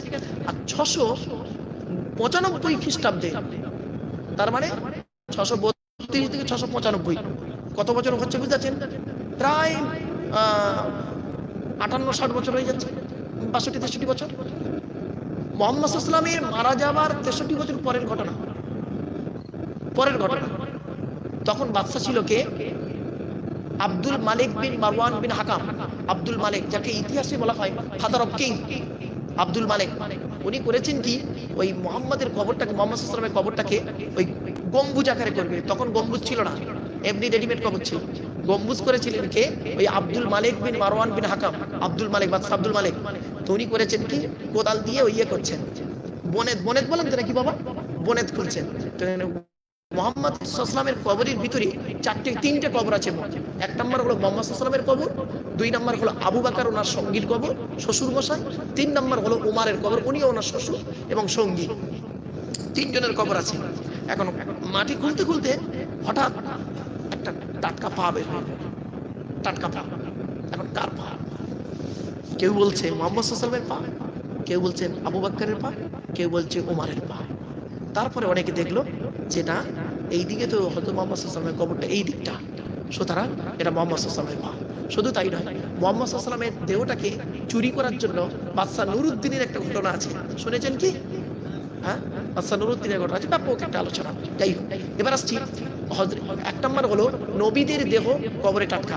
2 নম্বর বলছি শহীদানদের দেহ, কি বললাম? শহীদানদের দেহ কবরে টাটকা আছে। তাহলে একটা সাহাবীর নাম বলছি, শুনে নিন। সাহাবীটার নাম হলো আমর বিন জামুহ রাদিয়াল্লাহু তাআলা আনহু। কি বললাম?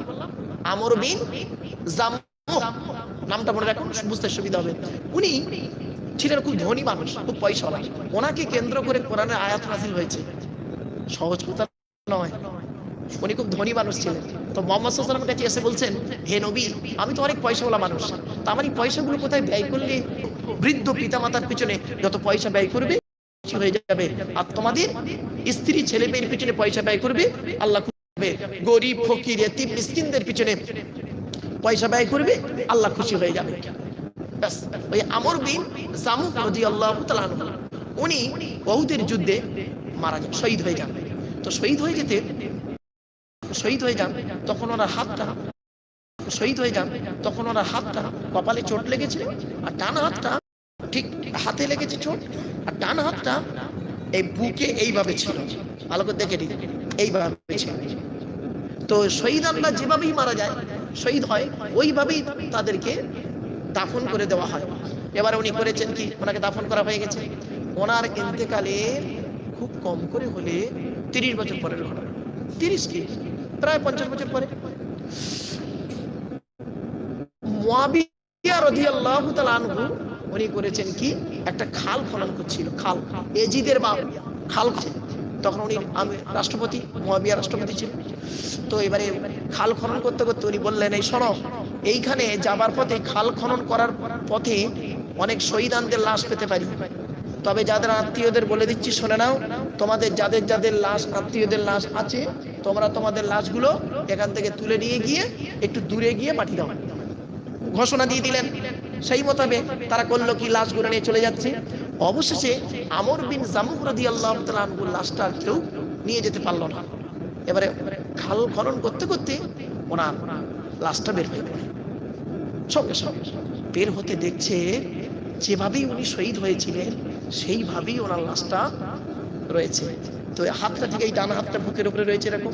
একজন ব্যক্তি করেছেন কি, হাতটা এই বুক থেকে তুলেছে, একদম টাটকা লাশ, তুলে ছেড়ে দিয়েছে, আবার কে জড়ো হয়ে গেছে। ধরে বলুন সুবহানাল্লাহ। ভাই আমর বিন জামুহ রাদিয়াল্লাহু তাআলা। তাহলে 1 নাম্বার হলো কি, নবীদের দেহ মাটি খেতে পারে না। 2 নাম্বার হলো শহীদানদের দেহ মাটি খেতে পারে না। 3 নাম্বার হলো মোকাম্মাল কোরআনে হাফেজের দেহ, আলু পেঁয়াজ নয় বাবা, মোকাম্মাল কোরআনে হাফেজের দেহ, তার দেহ মাটি খেতে পারে না। 3 নাম্বার। 4 নাম্বার হলো হাক্কানি আলেমের দেহ, হাক্কানি আলেমের দেহ, সে আলেমের দেহ মাটি খেতে পারে না। 5 নাম্বার হলো মুয়াজ্জিনের দেহ, কোনো ব্যক্তি যদি, কোনো মুয়াজ্জিন যদি 12 বছর নিঃস্বার্থভাবে আজান দেয়, ও দেহ মাটি খেতে পারে না। কিছু বুঝতে পারছেন বাপেরা? বাড়ি থেকে ভাববেন, এই দেহের কোনো দাম নেই বাপ। আমার এই দেহটা দেখছেন না, এই দেহের কোনো দাম নেই। আমার দেহের দাম সেই দিন হবে আমার মরণের 10 বছর পরে যদি কবরটা একবার খুলে দেখেন। দেখি তো আব্দুল্লাহ গিল মারুফ শিমুলিয়াতে এসে খুব লেকচার দিচ্ছিল, তো দেখি তো ও পচে গেছে না টাটকা আছে। যদি কবরটা খুলে দেখেন, কবরটা খুলে দেখেন, দেহটাও টাটকা আছে, কাপড়টাও টাটকা আছে, পচে নেই। আপনাদের এটাই ধারণা জন্মাবে, ওরে দাওয়াত করে আনাটা লাভ হয়েছে, ওই ঈমান নিয়ে মরতে পেরেছে, আমলওয়ালা বক্তা ছিল, এলেম ছিল, আমল ছিল। আর যদি মনে হয় আমার দেহ তো দূরের কথা, কাপড়েরও গন্ধ নেই, আপনাদের ধারণা জন্মাবে ওরে দাওয়াত করে আনাটা ভুল হয়েছে, ও আলেম ছিল, আমল ছিল না। আল আলিমু বিলা আমালিন কাশজারি বিলা সামারিন। আমল বিহীন আলেম ওই রকম, ফল বিহীন গাছটা যেরকম। বাপেরা, আপনাদের তো অনেক ছাড় আছে আল্লাহর কাছে, আপনাদের ছাড় আছে আল্লাহর কাছে, আলেমদের আল্লাহর কাছে ছাড় নেই, কোনো কনসিডার, নো কনসেশন। শুনবেন, আল্লাহ পাক কোরআনে বলছেন, ফালানাসআলান্নাল্লাযীনা উরসিলা ইলাইহিম ওয়ালানাসআলান্নাল মুরসালিন। প্রত্যেক নবী রাসূলকে আমি কৈফিয়ত দেব কিয়ামতের মাঠে। তোমাকে রাসূল করে পাঠিয়েছিলাম, তুমি তোমার দায়িত্ব পালন করেছো, আর আমাকে ছেড়ে দেবে মনে করেছেন নাকি? হে কোরআন বলছে, ইউতিল হিকমাতা মান ইয়াশা ওয়া মান ইউতিল হিকমাতা ফাকাদ উতিয়া খাইরান কাসীরা ওয়া মা ইয়াযাক্কারু ইল্লা উলুল আলবাব। 3 নম্বর পারার একেবারে 4 নম্বর পৃষ্ঠা 14 নম্বর লাইন, সূরার নাম সূরা বাকারার মধ্যে আল্লাহ পাক বলে দিলেন, আমি আল্লাহ যাকে খুশি তাকে দ্বীনের ইলম দান করি। হে আব্দুল্লাহ গিল মারুফ, তোকে আমি দ্বীনের জ্ঞান দান করেছিলাম, তোকে দ্বীনের ইলম দান করেছিলাম, তুই কি ওয়াজটা করেছিলিস বল? শিমুলিয়ার মানুষে তোকে দাওয়াত করে নিয়ে গেল, স্টেজে উঠে কি ওয়াজগুলো করেছিলিস? আমি তখন কি বলবো? আল্লাহ তোমার কোরআনের পারা নাম্বার পৃষ্ঠা নাম্বার ধরি ওয়াজ করে বুঝিয়ে দিয়েছি।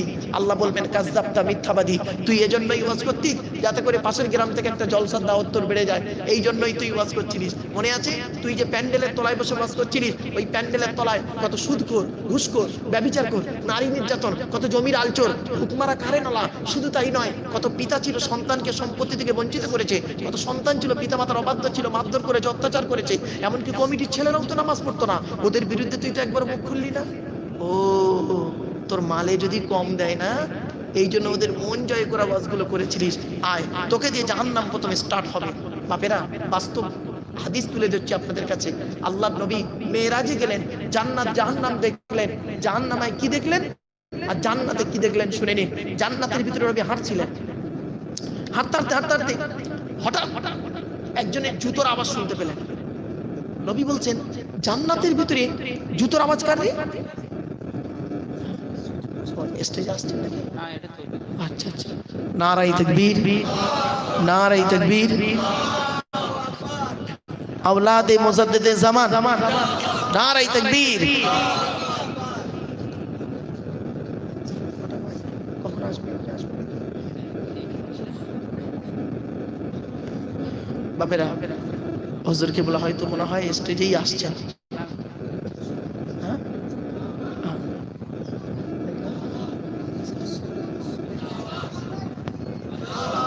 নারায়ে তাকবীর। আওলাদে মুজাদ্দিদে জামান, পিসা হুজুর কেবলা।